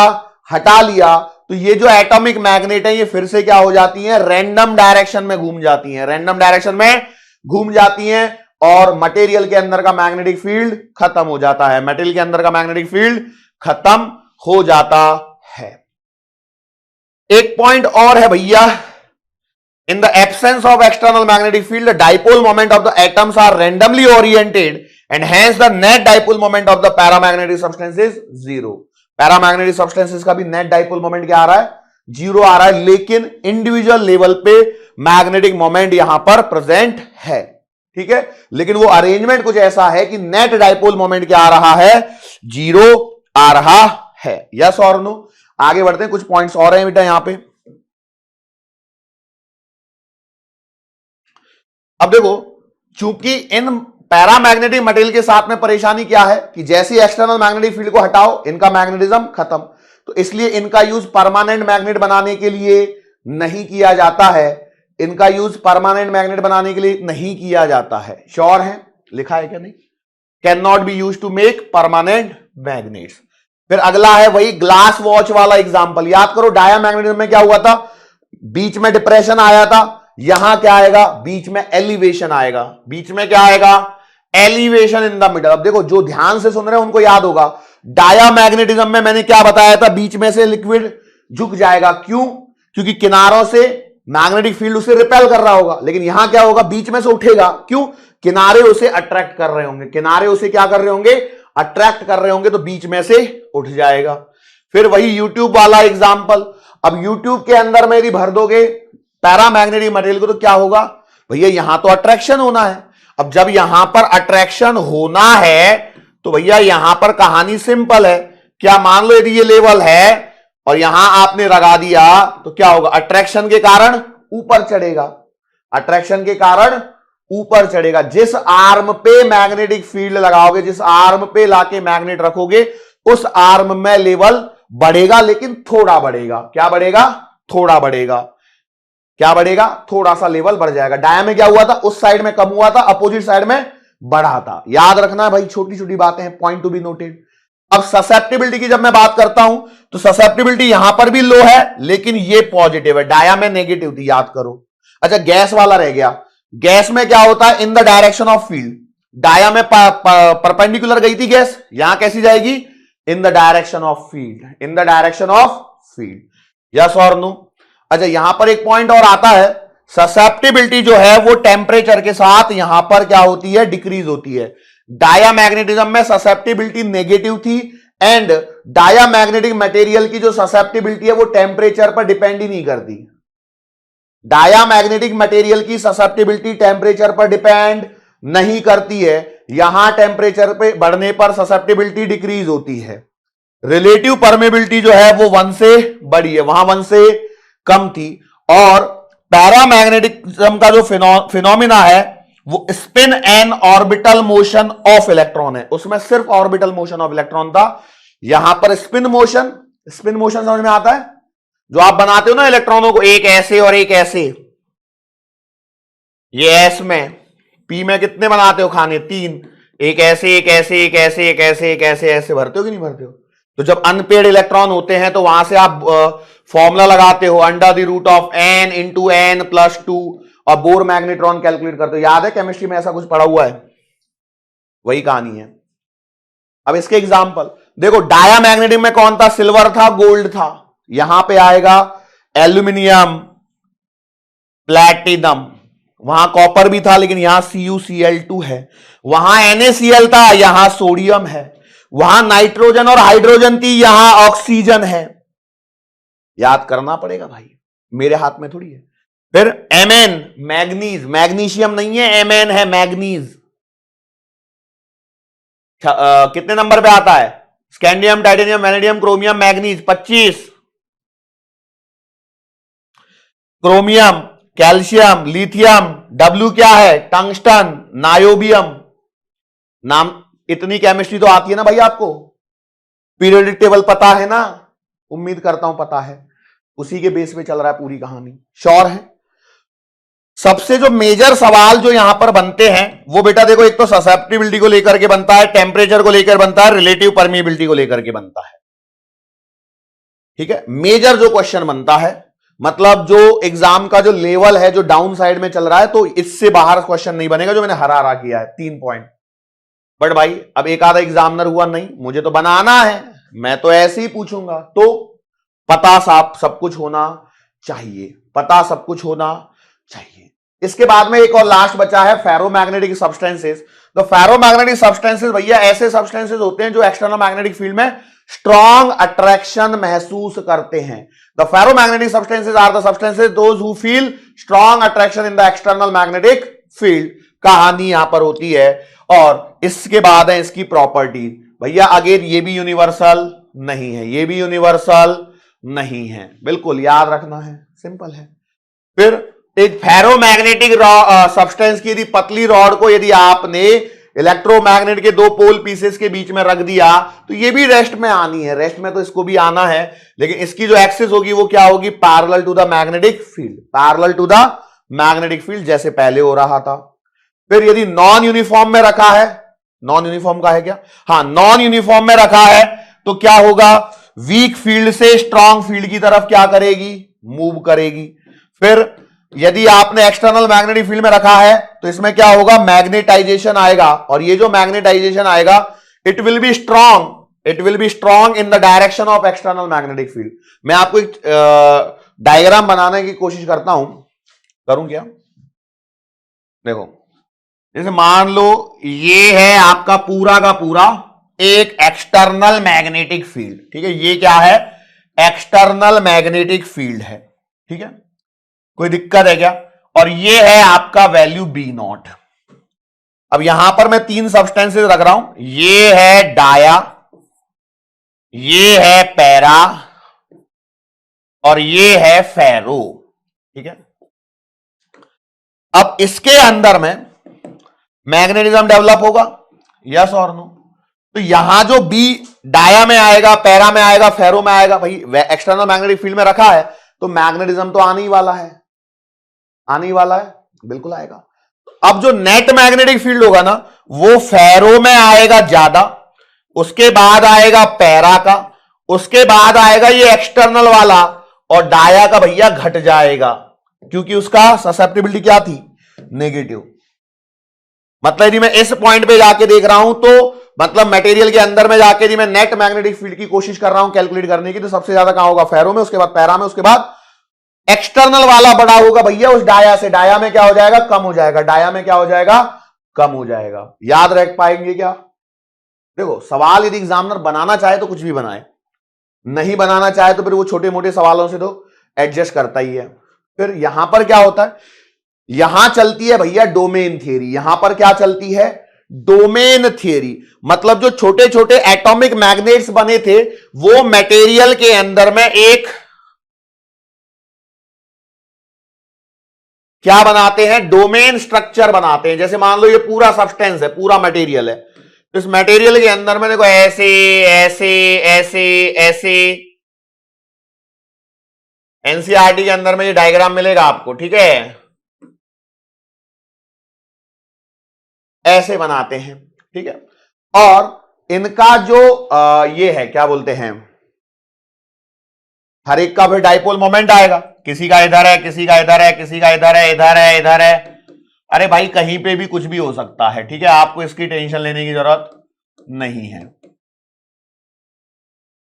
कहीं पे कुछ भी है, ऐसा रहता है। अब ये जो है ये डोमेन्स क्या कर देते हैं, अलग अलग कैंसल आउट कर देते हैं एक दूसरे को, और इसके कारण यदि एक्सटर्नल मैग्नेटिक फील्ड नहीं होगा तो ये मैग्नेटिक प्रॉपर्टीज नहीं दिखाते हैं। यदि एक्सटर्नल मैग्नेटिक फील्ड नहीं है तो भैया ये मैग्नेटिक प्रॉपर्टीज नहीं दिखाते हैं, इवन दो वो फेरोमैग्नेटिक सब्सटेंस है लेकिन नहीं दिखा रहा है, बराबर। लेकिन जैसे ही आप एक वीक मैग्नेटिक फील्ड लगा देते हो तो क्या होता है, ये जो डोमेन्स हैं ये मैग्नेटिक फील्ड की डायरेक्शन में अलाइन होना शुरू करते हैं। जैसे आपने मान लो एक वीक मैग्नेटिक फील्ड लगा दिया इस डायरेक्शन में, तो बहुत सारे ये जो हैं ये क्या करेंगे, ऐसे ऐसे होने की कोशिश करेंगे, ये डोमेन ऐसे ही रहेंगे भाई, ये इसमें कोई चेंज नहीं आ रहा अभी, लेकिन मैक्सिमम क्या करेंगे, इस डायरेक्शन में आने की कोशिश करेंगे, इस डायरेक्शन में आने की कोशिश करेंगे, लेकिन जैसे ही आप इसको हटा दोगे वापस से वैसे ही पहुंच जाएंगे। लेकिन मान के चलो यदि आपने क्या कर दिया, स्ट्रॉन्ग लगा दिया, क्या कर दिया, स्ट्रॉन्ग लगा दिया, तो ये जो डोमेन है ये सब क्या करेंगे, अब्रप्टली रोटेट करेंगे, जिस प्रोसेस को कहा जाता है फ्लिपिंग या डोमेन रोटेशन। और ये मान लीजिए, समझिए कि मान के चलो ये मटेरियल है, इसके अंदर में कुछ सिचुएशन ऐसे बन गई, कुछ इधर है, कुछ इधर है, कुछ इधर है, कुछ इधर है, कैंसल आउट हो रहा है। और आपने यदि स्ट्रांग वाला फील्ड लगा दिया ना, तो वीक में तो कुछ ऐसी कहानी हो गई। मान लो यदि आपने वीक मैग्नेटिक फील्ड लगा दिया जिसकी डायरेक्शन ये है, तो कुछ तो ये ऐसा आ जाएगा कि मैक्सिमम इधर पहुंच गए, लेकिन कुछ क्या हो गए, इधर आ गए। लेकिन आपने लगा दिया स्ट्रांग, आपने लगा दिया स्ट्रांग, तो सारे की सारे इधर ही मूव कर जाएंगे। सारा जो डोमेन बना है, देखो इसे डोमेन कहा गया है। ये जो छोटे छोटे छोटे छोटे बन रहे हैं, इनका मेन जो है डोमेन फिर ऐसे बन गया। अब हमने तो 4 डायरेक्शन लिए स्टैंडर्ड समझने के लिए, यस और नो, सिंपल कहानी है, क्लियर। अब ये जो हुआ स्ट्रांग फील्ड लगाने पर ये जो सारे फ्लिप हुए, रोटेट हुए, उसे क्या कहा गया है, फ्लिपिंग कहा गया है या डोमेन रोटेशन कहा गया है। एक और कुछ और पॉइंट, लेकिन अब यदि आपने इस एक्सटर्नल मैग्नेटिक फील्ड को हटा दिया है, तो भैया ये जो बाउंड्री है ये वापस अपनी पोजीशन पर नहीं पहुंचती हैं और मटेरियल के अंदर में मैग्नेटिक फील्ड परमानेंटली रह जाता है। लेकिन ये कब होता है पता है, जब आप स्ट्रॉन्ग मैग्नेटिक फील्ड लगाते हो। क्या लगाते हो, स्ट्रॉन्ग वाला। छोटा सा लगाया, हल्का सा लगाया तो उससे काम नहीं बनेगा, उससे तो फिर वापस पहुंच जाते हैं, उससे तो फिर वापस पहुंच जाते हैं। लेकिन स्ट्रॉन्ग वाला लगा दिया, स्ट्रॉन्ग डोज, ऐसा डोज दिया कि वापस से अकल आ गई, अब किधर ही रहना है बस, अब कहीं जाना नहीं है।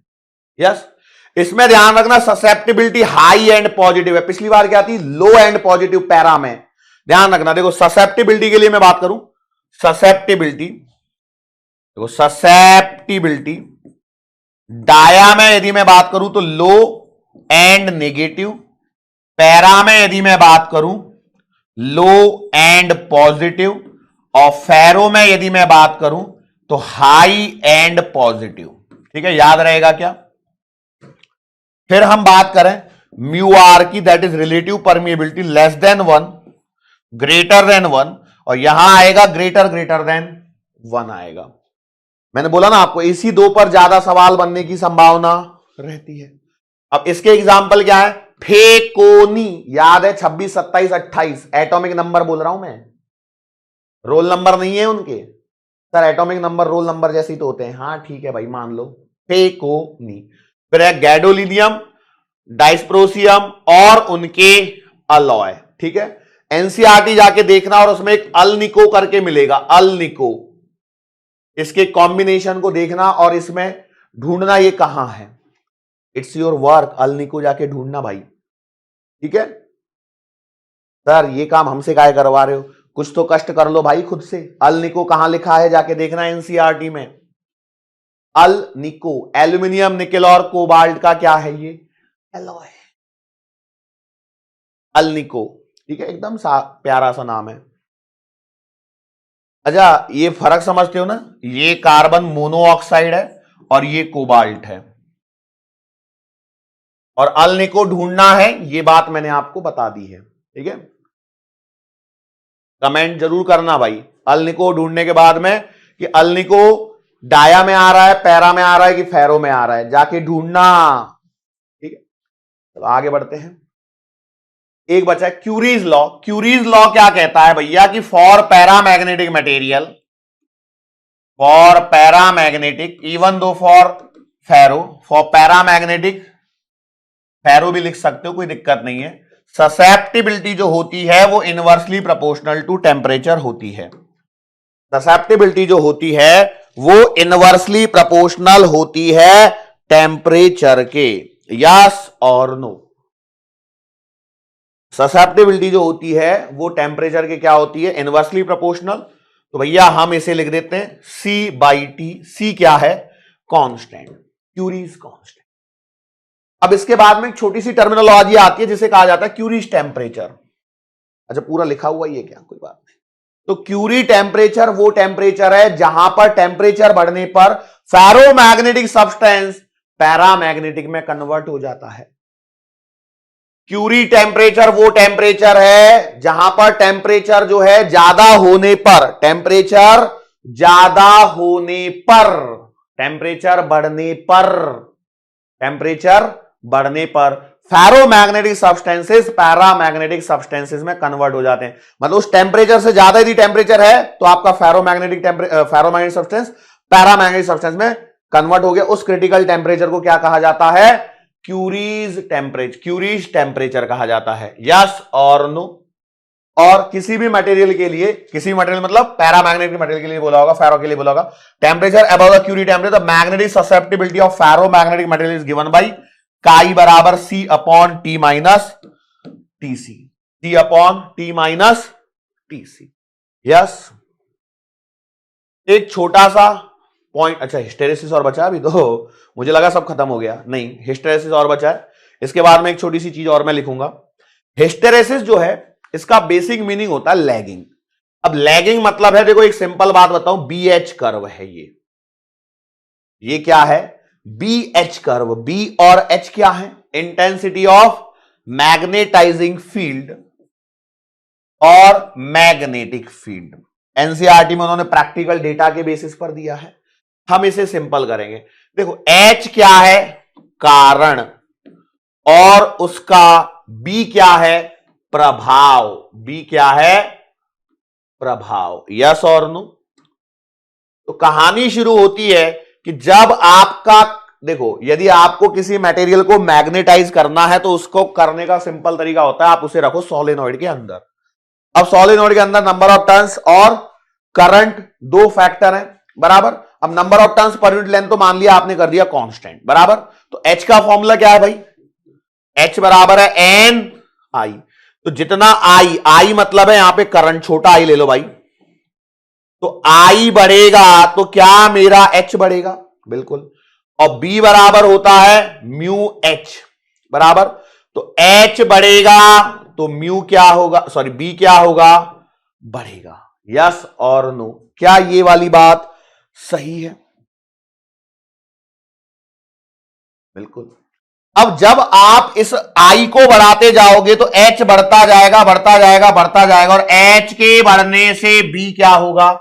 बढ़ेगा। और एक पॉइंट ऐसा आएगा जिसमें आई को कितना भी बढ़ा रहे हो तो मैग्नेटिक फील्ड उससे ज्यादा नहीं बढ़ता है, इसे कहते हैं लेवल ऑफ सैचुरेशन।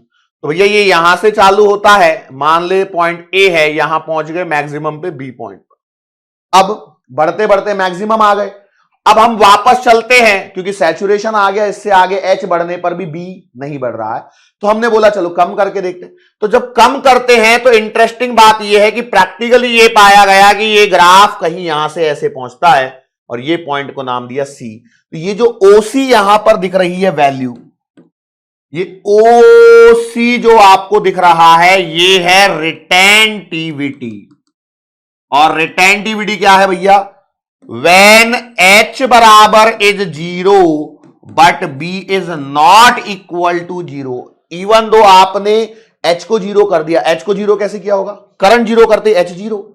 तो भैया इंटेंसिटी ऑफ मैग्नेटाइजिंग फील्ड को 0 करने पर भी उस मटेरियल के अंदर में थोड़ा सा मैग्नेटिक फील्ड प्रेजेंट है जो इसने रिटेन करके रखा है। तो वो जो रिटेन करने की जो एबिलिटी है मटेरियल की, उसे कहा जाता है रिटेंटिविटी। अब कोई मटेरियल ज्यादा रिटेन कर पाएगा, कोई मटेरियल कम रिटेन कर पाएगा, तो उस बेसिस पर रिटेंटिविटी यहां पर बनती है। अब हमने बोला यार हम तो परेशान हो गए, 0 नहीं हुआ, तो हमने बोला करंट की डायरेक्शन को पलट दो। क्यों? करंट वेक्टर तो नहीं है, स्केलर है, लेकिन उसकी डायरेक्शन इंपॉर्टेंट है। मतलब पहले इधर से करंट जा रहा था, अब हमने करंट इधर से दे दिया ऐसे। तो करंट की डायरेक्शन बदलने पर क्या होता है? तो हम पाते हैं कि भैया धीरे धीरे बी क्या होने लगता है? 0 होने लगता है। बी क्या होने लगता है? 0 होने लगता है। तो एक पॉइंट आता है डी, तो यहां पर इसे कहा गया ओ डी, और ये कहलाती है कोअर्सिविटी। क्या कहलाती है? कोअर्सिविटी। तो भैया एच की वो वैल्यू ध्यान रखना, यदि कोअर्सिविटी निकालनी है तो इसका मतलब आपको एच ही निकालना है, ठीक है। और यदि आप रिटेंटिविटी निकाल रहे हो मतलब आप बी निकाल रहे हो। तो ये कहानी है एच की वो वैल्यू जिसके लिए बी बराबर है 0। और यहां पर आप चाहो तो क्या लिख सकते हो? बी की वो वैल्यू जब या जहां h बराबर 0 है। सिंपल। फिर इसी कहानी को आगे दोहराया जाता है, तो फिर नेगेटिव साइड में और जाते हैं तो नेगेटिव साइड का सैचुरेशन आ जाता है। अब नेगेटिव साइड के सैचुरेशन से भी हम परेशान हो जाते हैं, फिर डायरेक्शन चेंज करते हैं, फिर ये ऐसे आते हैं, फिर और आगे बढ़ते हैं, ऐसे आते हैं, फिर यहां तक पहुंचते हैं। तो इस प्रकार से ये चलता है ग्राफ, और इस ग्राफ का जो एरिया है उसे कहा जाता है हिस्टेरेसिस लॉस। मतलब भैया यहां पर मैग्नेटाइजेशन में क्या होता है, अपनी पाथ को रिपीट नहीं किया जा रहा है, जो इनिशियल पाथ से शुरुआत होता है, बाद में ये लूप बनता है बार बार। मैग्नेटाइजेशन डीमैग्नेटाइजेशन में क्या होता है, लॉस, उसे कहा जाता है हिस्टेरेसिस लॉस।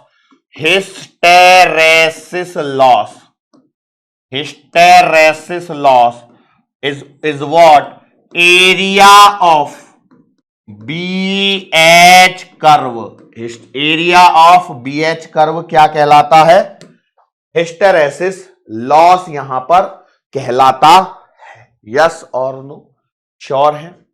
ओके, ये थी कहानी। एक चीज और मैं आपको बतलाना चाहूंगा, that is for paramagnetic substances, for paramagnetic substances I is proportional to B upon T, that is I है यहां पर intensity of magnetisation, intensity of magnetisation, B है यहां पर एक्सटर्नल मैग्नेटिक फील्ड, B है यहां पर एक्सटर्नल मैग्नेटिक फील्ड, और T है यहां पर temperature in kelvin, temperature in kelvin. यदि इसमें ना आपको एनसीईआरटी एग्जाम्पलर में मिलेगा एक सवाल इस कॉन्सेप्ट पर रिलेटेड, तो ध्यान रखें, इस पे सवाल बन जाए, मान लो बाई चांस एनसीईआरटी एग्जाम्पलर उठा के एज इट इज। क्या है ना, एनसीईआरटी में बहुत सारी पुरानी एग्जाम्पलर में अभी भी बहुत सारे कुछ पुराने फॉर्मूले एज इट इज पड़े हुए हैं, तो जो अभी अपने सिलेबस का पार्ट है नहीं, तो इसका एक्चुअल फॉर्मूला नहीं है, प्रोपोर्शनैलिटी के साथ में दिया हुआ है। इतना ध्यान रखें बस, आ गया भूले भटके तो पता होना जरूरी है, ठीक है, श्योर। सो इसी के साथ में हमारा यहां पर होता है चैप्टर समाप्त, ठीक है। चैप्टर किया हमने समाप्त, मैग्नेटिज्म एंड मैटर। मैं उम्मीद करता हूं आपको समझ में आया होगा। देखो एक बात समझो, हमें एक बार में करना है, कम समय में यदि ज्यादा आउटपुट चाहिए तो बकैती नहीं कर सकते भाई। मैं यहां पे आके आपके सामने बकैती करता बैठूं, और उस बकैती से क्या होगा, आपका मनोरंजन होगा सिर्फ बेटा, और आप मनोरंजन करने के लिए नहीं आए हो। यदि आपको मनोरंजन ही करना है तो कोई मूवी देखिए बेटा। और बहुत लोग हैं जो नच रहे हैं आके यूट्यूब पे और शॉर्ट्स में, इंस्टा की रील्स में, उनको देखिए। मुझे देखने से कोई फायदा नहीं होने वाला है। आई एम नॉट, मैं कोई सलमान खान तो हूं नहीं कि जो आप मुझे देखने आओ भाई। सिंपल सी बात है, मैं एक सादा सा सिंपल सा एक टीचर हूं, जो मैं आपको यहां पर फिजिक्स पढ़ाने के लिए आया हूं कि ताकि आपका नीट का एग्जाम अच्छे से जाए, और मैं वो काम ईमानदारी से कर रहा हूं, बस मैं इतना कह सकता हूं, ठीक है। आपको डांस सुनना, डांस देखना है, म्यूजिक सुनना है, गाने सुनने हैं, बकैती सुननी है, और बहुत सारी जो इधर उधर की फिजूल वाली बातें सुननी है, तो उसके लिए बायोमेंटर्स नहीं बना है। क्योंकि बायोमेंटर्स का जो मेन ये है, एम है, उद्देश्य है, वो ये है अपने स्टूडेंट की, जिसे हम कमांडो कहते हैं, उसकी सफलता। और उसकी सफलता के लिए हमें थोड़ी सी क्रुएल्टी दिखानी पड़ती है। हम एक छोटे से पॉइंट को भी स्किप करके नहीं चल सकते हैं, लेवल को डाउन करके नहीं चल सकते। पेपर का लेवल डाउन आए या अच्छा आए, देखो यदि पेपर का लेवल डाउन आया तो आपके लिए तो अच्छा है, लेकिन यदि पेपर का लेवल अच्छा आ गया ना स्ट्रांग लेवल पे, तो फैलना नहीं चाहिए का मामला। इसलिए हमें स्ट्रिक्ट होके 1.5 घंटे 2 घंटे, जो भी लेक्चर की ड्यूरेशन बनी होगी, लगभग 2 घंटे हो ही गए, 2 घंटे से ऊपर ही निकल गया, तो वो हमें देखना पड़ता है। यस और नो, क्योंकि बायोमेंटर्स है तो भरोसा है कि नहीं, मानते हो कि नहीं? तो दैट्स इट फॉर टुडे। आज के लिए बस इतना ही। मुलाकात फिर से होगी अपनी आने वाले अगले लेक्चर के दरमियान। सो तब तक के लिए धन्यवाद।